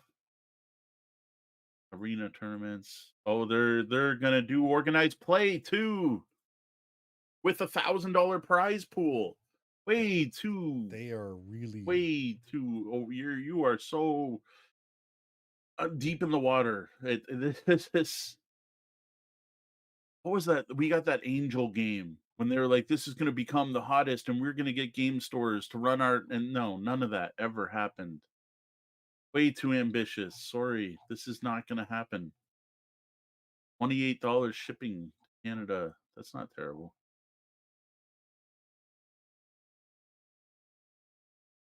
I have learned that UV on your boxes is absolutely horrible for the environment. So stop doing it, people, there we go. because it doesn't add anything to the game. Now that I know that, see lots of pictures of dice here.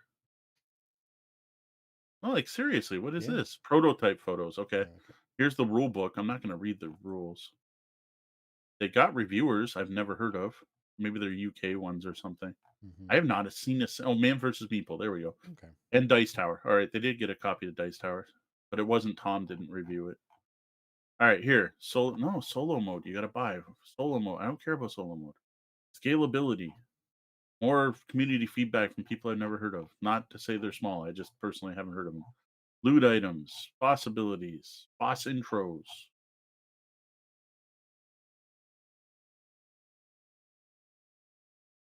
I don't like the art on the hexes. It was somebody posted the other day. Here, They how to play. they went to send something small to their back from Seattle to their family in like a small Christmas gift in to their family in Australia. $70 for like a small book. And I'm like, I'm not surprised because I tried shipping a book to Canada recently and it was a minimum like $40. Like it's shipping right now is just insane outside. Like people aren't taking things from the US and people or only taking certain types of stuff from the US. It's bad.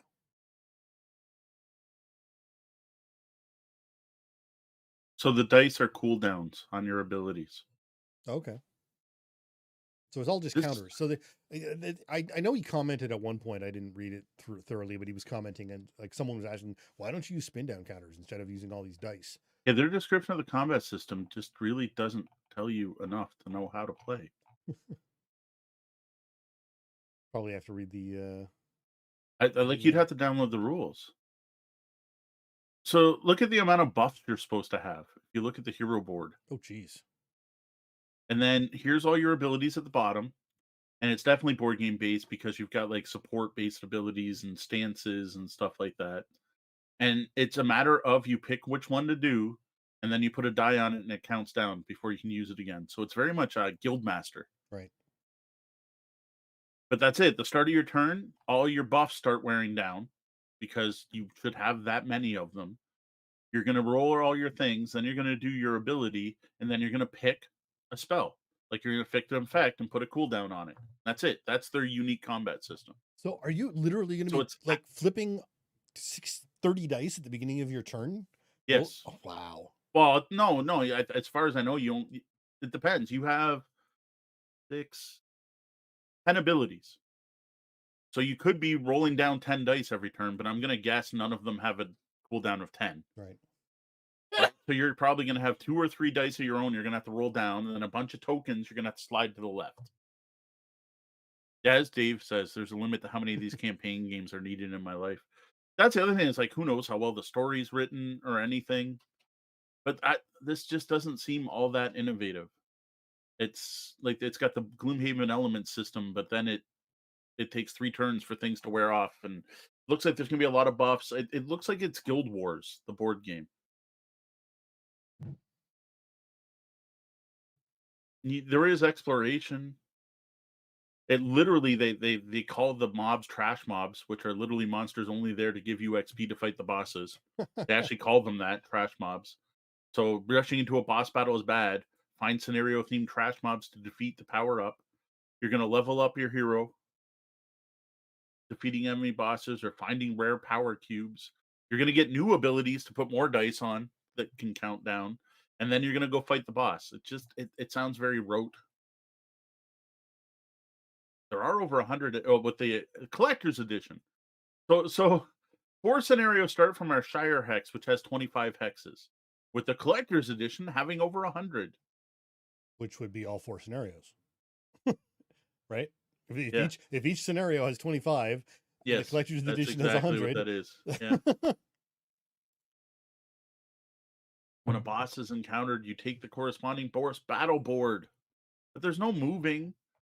They actually have a thing to save game. Pick up where you left off at your previous points. Oh. So you either save and continue where you're developing hero, or pick a new hero and start fresh, because there's 20 of them to choose from. Well, and I'm reading a news article about it saying something about players will be required to embody 2 heroes during a scenario. I don't see anything about that in here. This was a news article published on Table for One a month ago.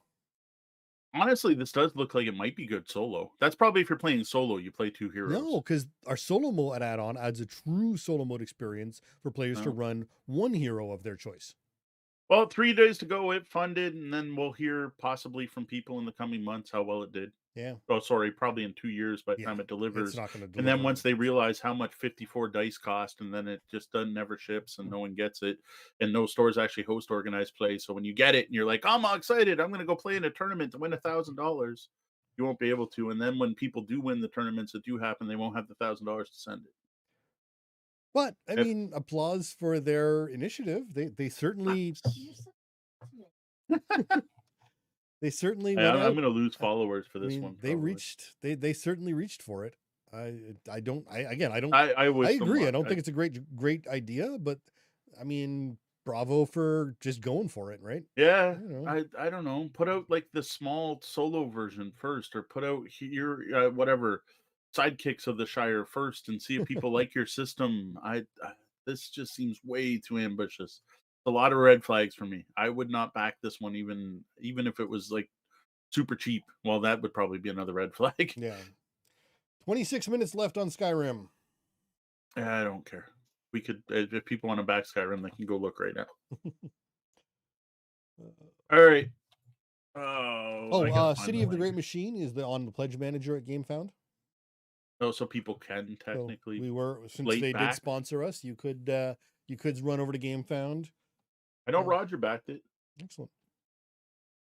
So someone local will be getting a copy, and maybe I'll get to try it. You know what? I'm not gonna. Am I still screen sharing? Yes. Damn it! Sorry, I forget. I'm like, where the hell is our notes?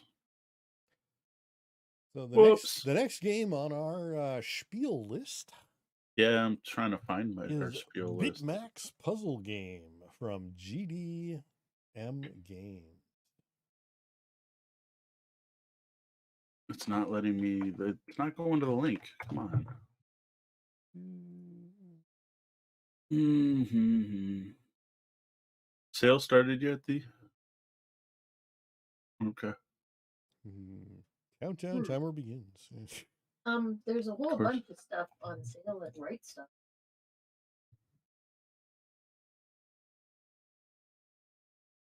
Oh, well, come on. I still swear stuff's being added. There was stuff on that top of that list I don't remember seeing.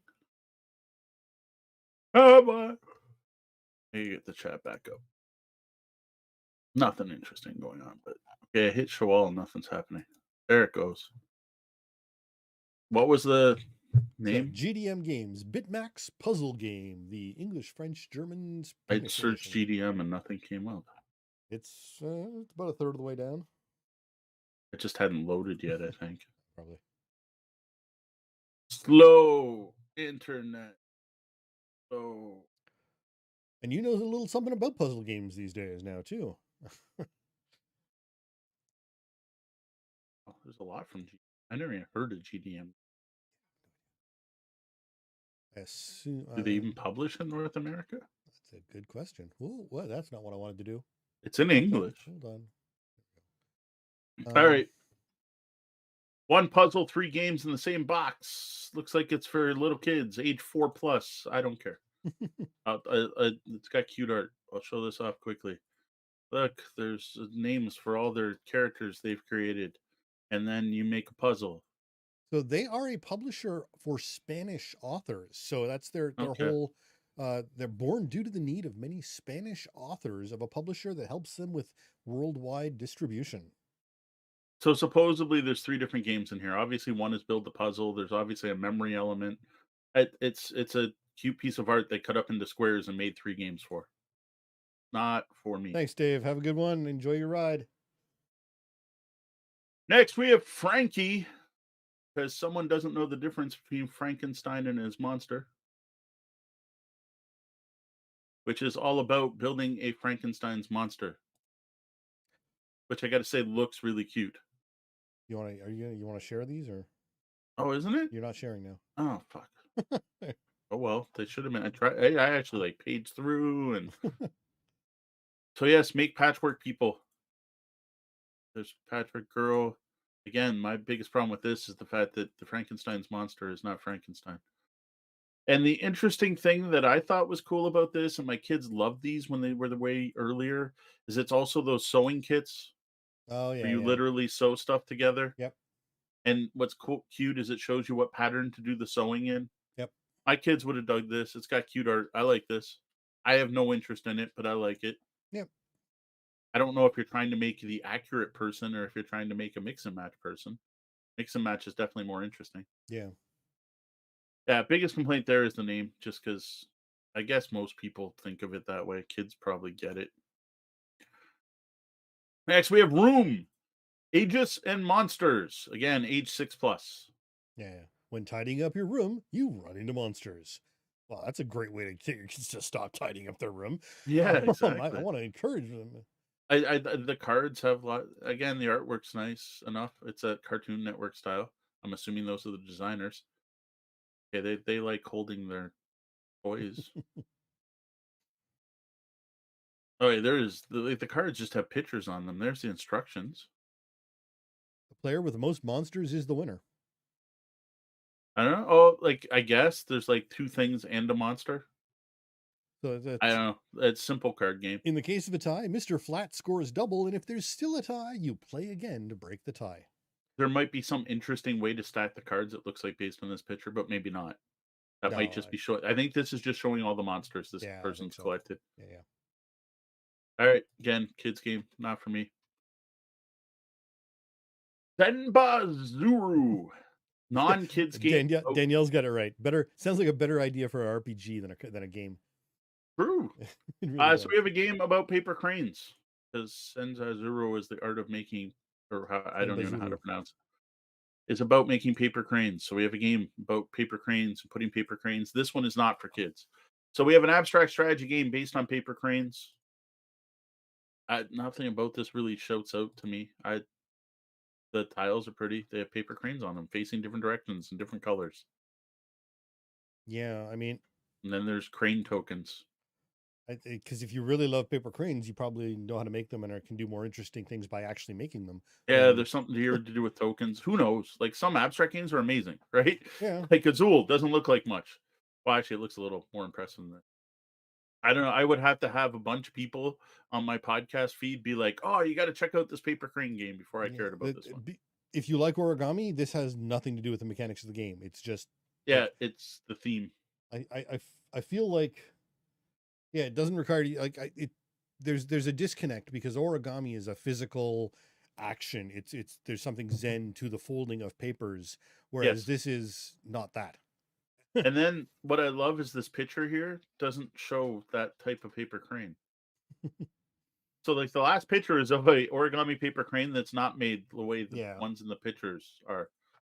There is I was gonna say there's a whole thing with you make 1,000 cranes, right? Like that is a cultural thing. Make 1,000 paper cranes and you make a wish. So Senbazuru is an ancient Japanese legend that says anyone who makes 1,000 paper cranes will receive the favor of one crane.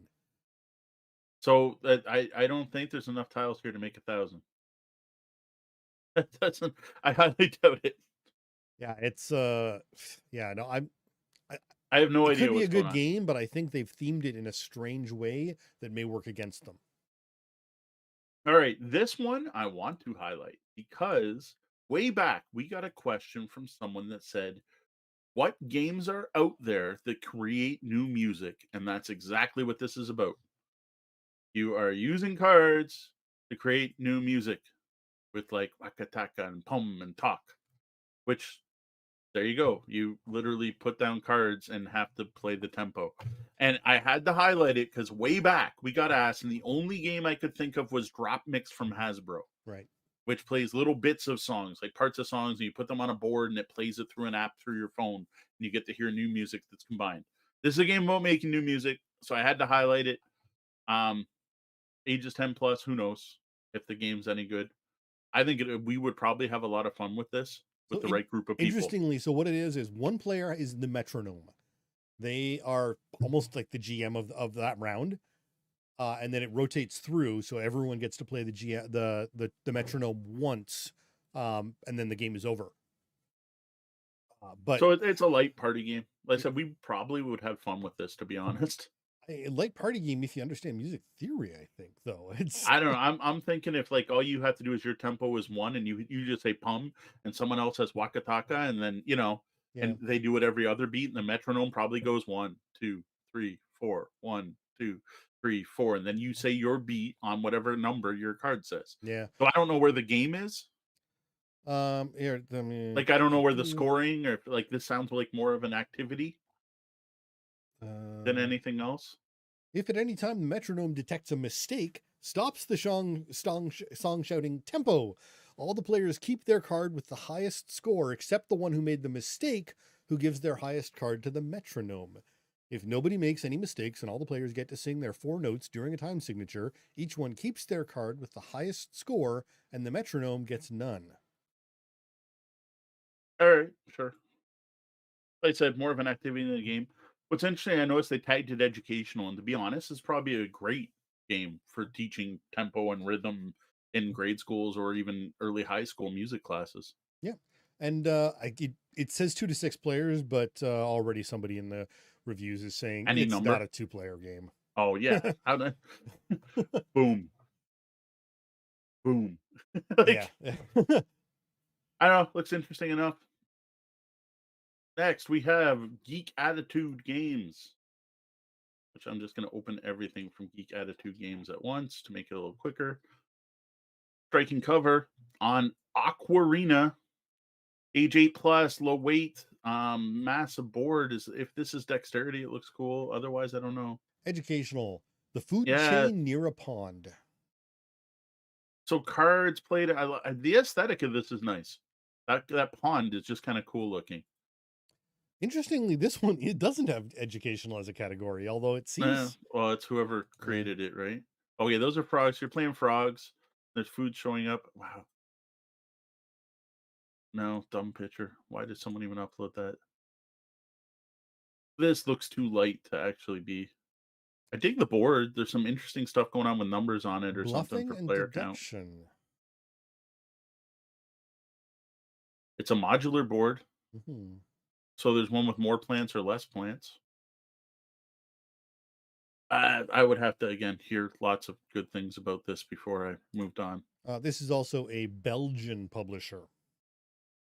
So who knows if you will see these games here. Next, we have something more my style, Magellan Elcano. Except for the fact it says bluffing. So a bidding and bluffing game, card game, Euro. I can't really tell anything from these pictures. You're trying to collect as many goods as possible. Each player has an identical deck of 15 cards, and you start with 5 random cards in hand. These cards have values in 2 colors on opposite ends, and then there are 3 decks of ocean cards. You reveal the top card of each deck, blah, blah, blah. Whoever has the totals tile in red. So yeah, it's another one of these. It's one of those perfect information games. So it's Libertalia without Yeah. special abilities. Yeah, exactly. Like without the neat abilities that make it cool. This doesn't look that great, but it does have a 7.1 already from other language printings. It's only 40. Isn't it It's terrible? only 40 7.2. ratings. It's a decent but only filler 40 with ratings. some The weight of 1.5 right there. No, decent filler with some good decisions. too light for me.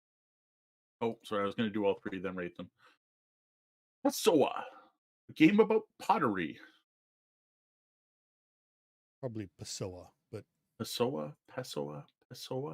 Fernando Pessoa is a Portuguese poet, writer, literary critic, translator, publisher, and philosopher. One of the It most doesn't help significant literary figures of the 20th century and one of the greatest poets of all time. All right, my bad for not being cultured enough to know that. So there are cards with poetry, which fits. So This looks like interesting. in Pessoa, you are one of Pessoa's famous heteronyms and move between the metaphysical space of Pessoa's head and the physical spaces of Lisbon to gain inspiration from the iconic cafes. Visit bookshops to expand your library and knowledge and seek inspiration to write poems, thereby scoring victory points. There's a theme. We talk about unique themes. Yeah. This looks interesting. Like there's obviously various cards, mechanics. There's obviously it looks like some kind of worker placement. So interestingly, there are 2 There's 4 different parts of the modules. board. There are 2 modules that can be switched on and off to adjust the game. Nice. So That's always a good touch. I like the board. Yeah, you can add more stuff to the board. The one board I looked at looked different than that So one. basically, it's a advanced family game with straightforward rules at the base, but you can then expand it into a more crunchy game by turning on or off the 2. You also have a big rondelle in the middle that looks like it turns somehow. because I saw it facing a different way earlier, didn't I? Yeah, that definitely turns. Oh yeah. It looks like the board might be able to be built different ways. Ah, that one gets a what, undecided? Yeah. So Aquarina, no. Magellan, no. Pessoa, undecided. Genius Game site. This is old.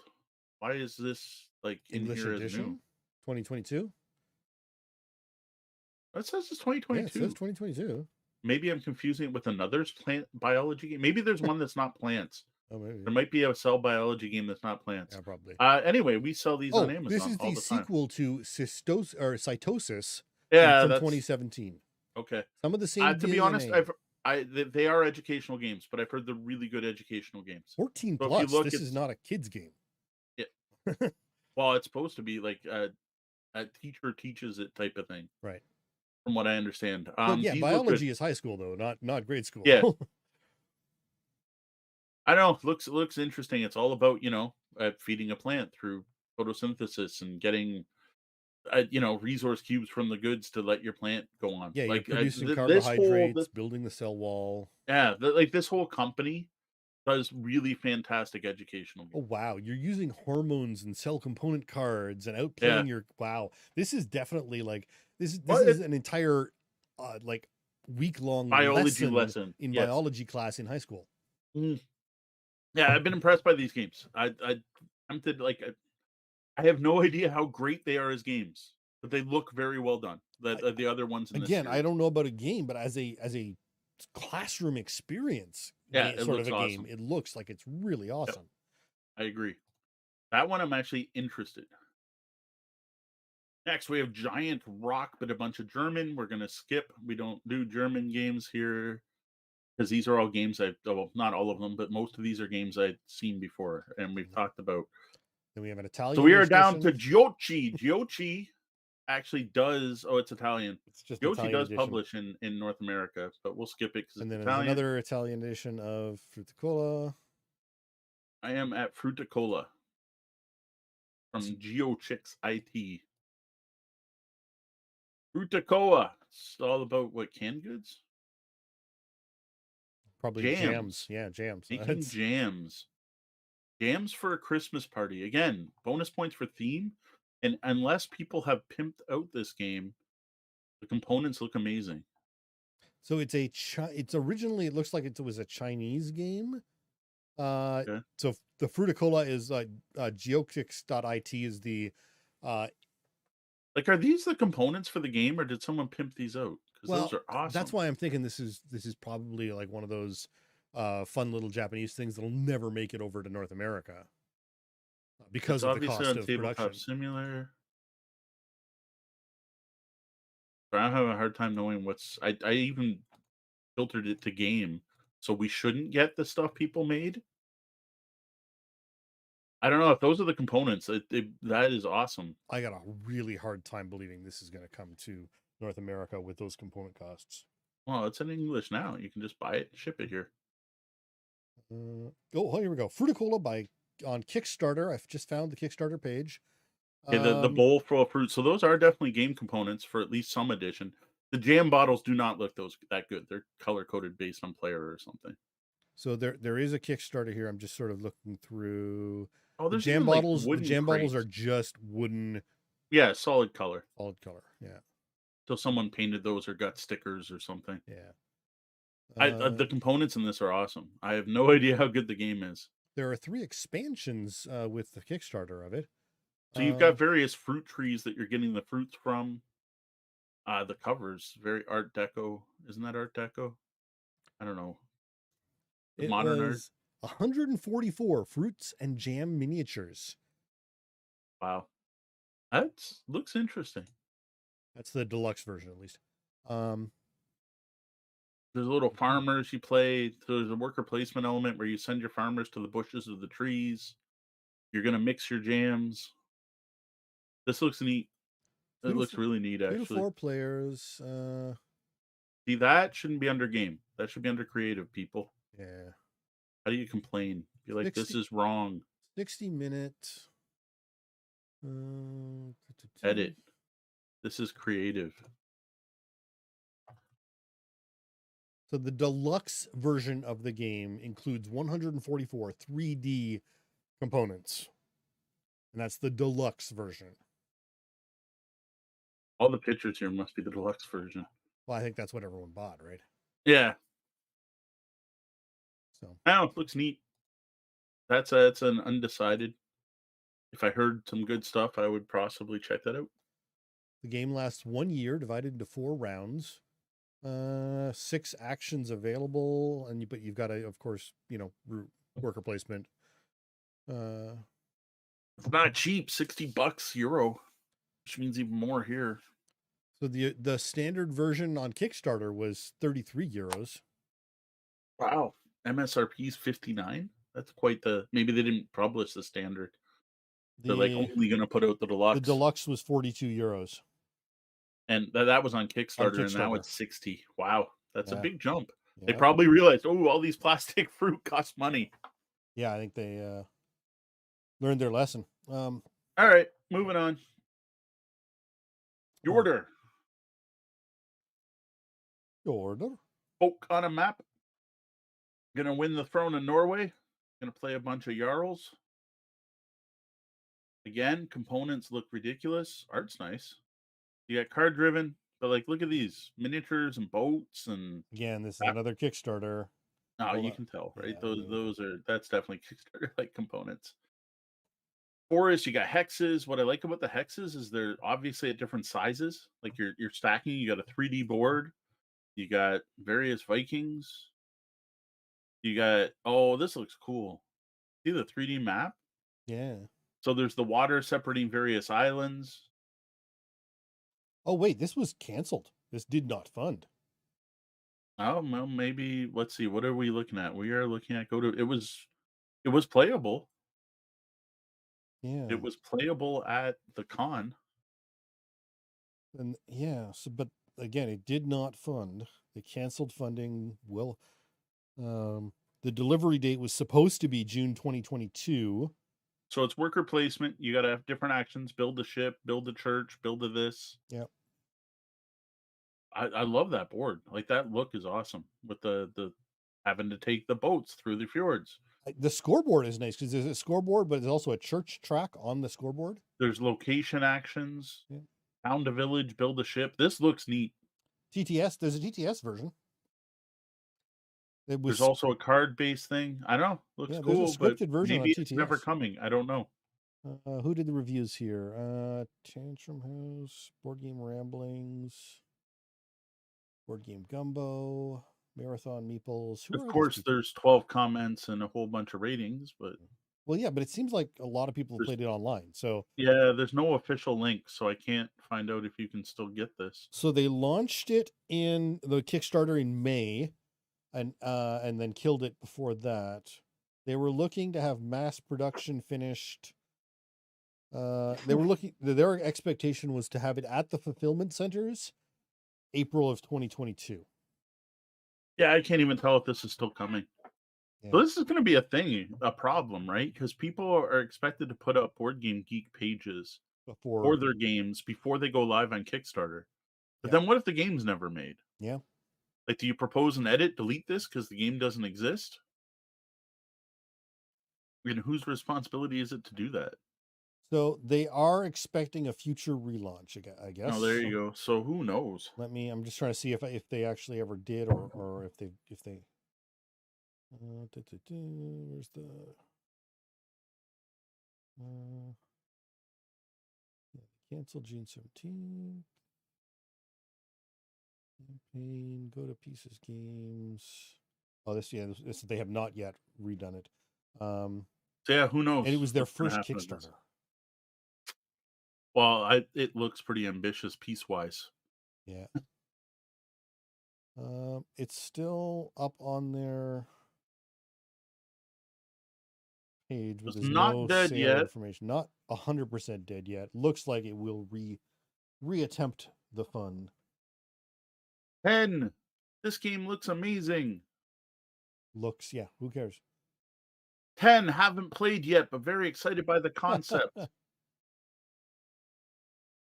Okay, 8.5. Played 5 times on TTS. Thank you. There's a real review. You should be able to thumbs up or thumbs down. I know. This one says notes played, but it doesn't have a thumbs up or a thumb down.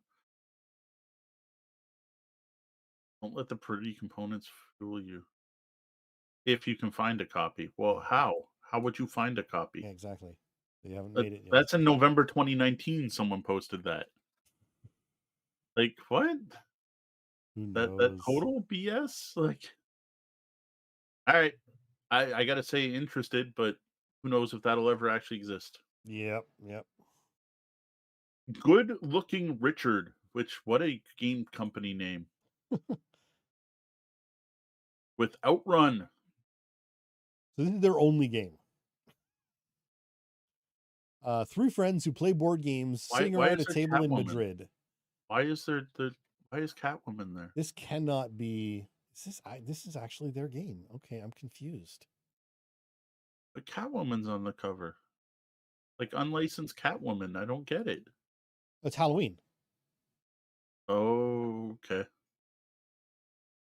You're That escaping. still seems risky. Yeah, it's a Halloween escape game. Halloween escape game. Competitive card game. Look nice. I have no idea what that's supposed to be. I'm confused that it's their only game. It's three guys who made a company and a game. Just to publish this game. Okay, that's just a straight path. I don't know. There's cards with different symbols that happen in different orders. Oh, it's a speed game. Swap weapons. I don't know. The art's It's like well how done. fast you can slap down cards, sort of thing, like the right card. There's a bunch of different player boards. I'm not a fan of speed games. I don't know. This doesn't look terrible.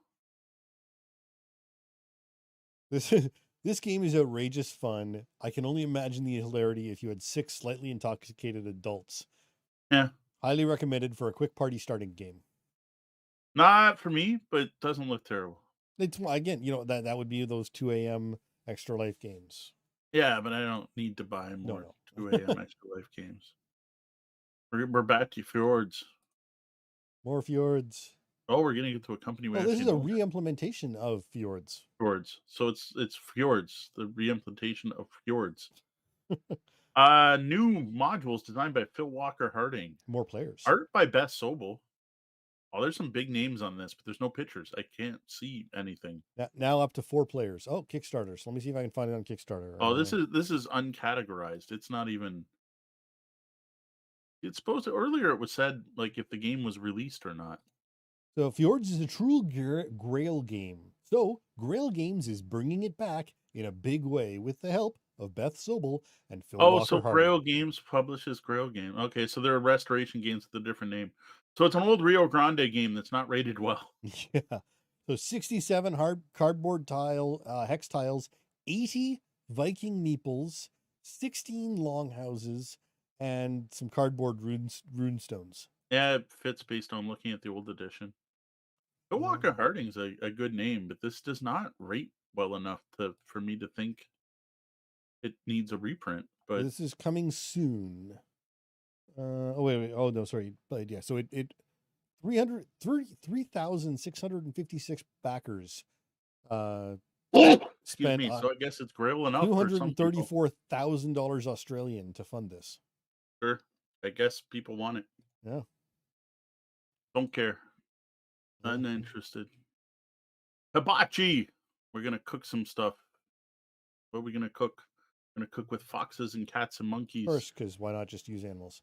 Become the most successful teppanyaki chef in hibachi. But be careful how you throw. Is there a dexterity element? There's no pictures here. There's nothing I can look at. You're throwing round discs, poker chips, onto the board. Where the chips land determines which ingredients the chefs can buy or sell, and which special actions they may be able to take. One at a time that are resolved. So you can see a picture here of the game it's ripping off. So it's a re-implementation of Safranito. And here is a picture of Safranito, which is a big board with a bunch of ingredients on it that you flip chips onto. Right.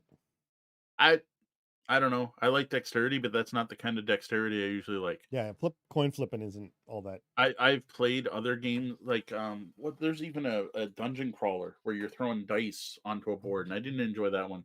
Throwing stuff is not my dexterity. I like stacking, Yeah, yeah. pulling. Nah, the theme is interesting. I'm gonna undecided that. All right, we have an expansion for Endangered that I think we talked about before. I don't have the original. I've heard Endangered is really good. It's got a really good rating. Then we have sadly Gorinto, which only got up to a 7.5. I would put may as well put must have because well, we have it. So we love Gorinto. Then we have the pumpkin problem. It was extremely popular around um Halloween this year. We've obviously passed this. This is the second game they've published, which is an escape room puzzle that only uses 18 cards. The first one they put out was called the Kringle Caper. If you're looking for a stocking stuffer, I recommend going to try to find that for this year. If you're getting around Halloween, maybe next year grab the pumpkin problem. The reason I'm saying this is I have heard many podcasters that really enjoyed these, and they're like, I can't believe how good it is for only having 18 cards. So it's using the 18 card thing. The 18 card thing started with Love Letter, which was a challenge to make a game out of only 18 cards. Well, someone managed to figure out a puzzle. And yes, you do need an app, which is basically how it works with only these look good. I the problem is they're one and done, and it only 18 cards. It only takes 30 minutes to an hour. Like if I buy an escape room box, I get stuff and it feels more worth it. Paying $10 for a half hour experience and having 18 cards to me, but I hear they're a lot of fun. So I like to me it's a good gift. I don't know if I'd want to go spend my own money on it, but it would be fun to play through, say, on Christmas Eve with the Christmas one, or play through this on Halloween or Devil's Night. So interestingly, Gorinto, one of the knocks it's really been getting are the tiles that stick together too well that you've talked about. Yep. And you Um, can't tell how many you have stacked. yeah, and then yeah, so they really don't like some of the components. And then the other problem is a lot of people are saying that it's not a fun game without because like the base game is too random and such.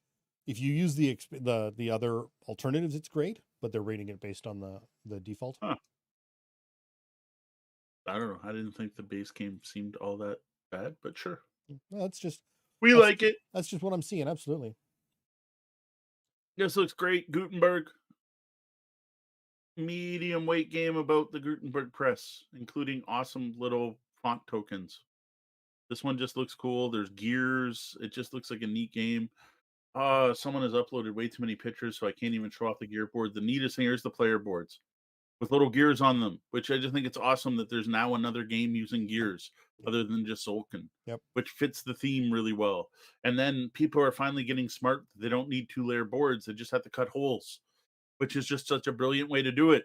And more people should do this. This one Although looks good. I'd be interested to know whether it's 2-layer boards or this die cut is like what the price points are and how much Yeah, but difference if it you're makes. doing a 2-layer board, you got to die cut one of the two boards. So I Yeah. have to assume this is cheaper. You're die cutting one board and not the one under it.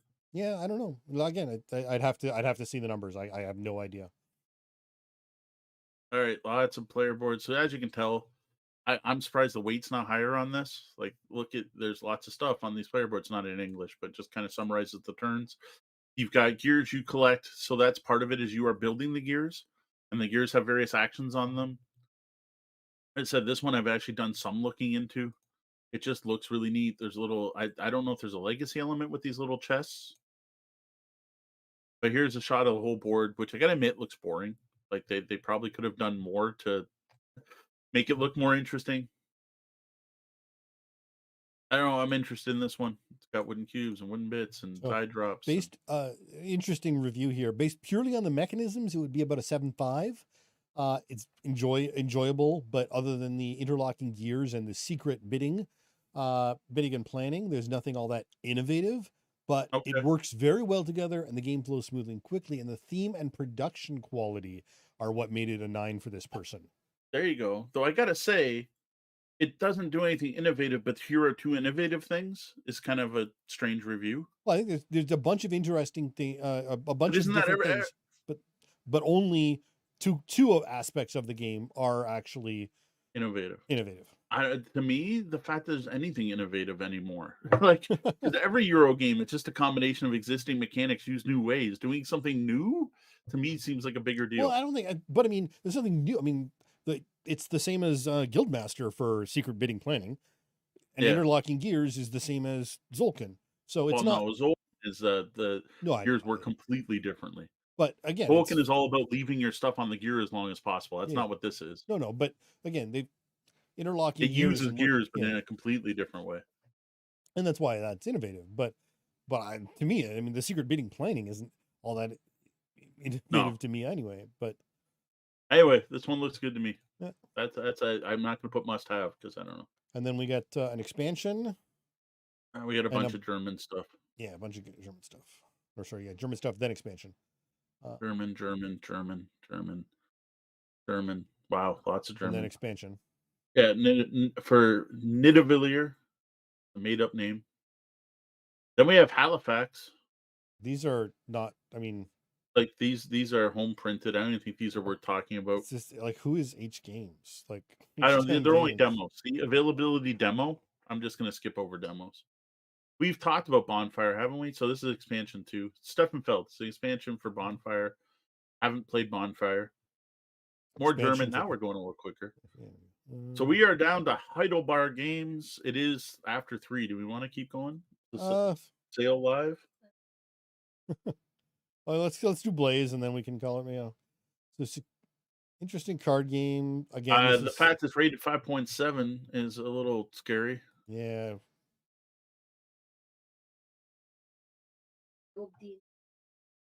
Well, that's cool. So it's Did you based. put those on the list? I'm working on it. Based on the classic Russian public domain card game Durak.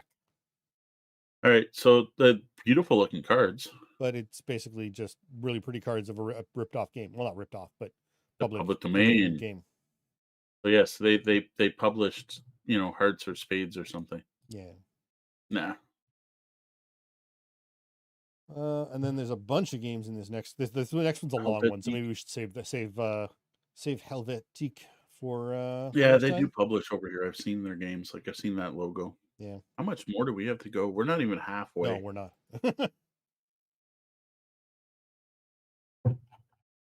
Too many games. I'm just scrolling down to the bottom quickly here. That's a lot. Nothing sticks out as anything that I recognize as being hot though. Yeah. Like Naruto games. Wait, was that roll? Was that roll? Bunch of exit games. Oh, there's still some good stuff. I was just wondering if we're getting like more indie stuff, but it's a mix. There's it's both. alphabetical, right? So it's Yeah. It all depends on. Oh my god, that's only L. We may never actually. By the time we get through this, it'll be next year's. Yeah. I want the list that's this filtered by what will be published in North America. Oh yeah, or even just language at least, just the English games. Yes. No, I don't. German and Spanish releases of other games are of no value to us. Plus, like even English printings you can't get here is kind of useless too. Although at least that's interesting, and that's the sort of thing where sometimes you could technically go grab a copy. This looks interesting enough that it's worth trying to find a copy of a game. Fair. Alrighty. So a reminder, we do have two copies of Guild of Dungeoneering up for grabs over at tabletopbellhop.com. I'm going to drop a link where people can enter to win a copy of that. That ends Wednesday, so you don't have too much time left on that one to enter, so feel free to use that link. It's a solid game. Sean and I have both enjoyed it. I don't know about being the best game out there, but it's fun. It's a good time killer, if nothing else. Yep. Nothing else of interest that I know of going on. We should be live Wednesday, back to our usual format. We'll be reviewing Land versus Sea and potentially an Aventury expansion 2, just to start getting things moving again. I haven't decided yet. And I don't know what our topic is at all. That I'm probably going to do what I have been doing and just literally grabbing the oldest topic, whatever it happens to be, and covering it. And if it's not a great topic, oh well. Fair enough. We'll just start hammering through them just because we are possibly potentially going to be busy starting any minute with more holiday sales. And we'll be back before the rest of the holidays, but I hope everyone's been enjoying the holiday season so far and being responsible because, well, the numbers, at least locally and as far as I can tell, everywhere stink. Yep. Alrighty. So Have a join good us one. Wednesday, Yeah. 9 p.m. Eastern, twitch.tv/tabletop bellhop. For that, come back next Sunday. We may or may not be here. I'm not going to promise anything for Sunday brunch. Sunday brunch is something, it's an every time food. You do it when you can. Get all dressed up, and go out for brunch. Except I don't get dressed up and I eat before getting here. All right. Well, good afternoon and And game game on. on.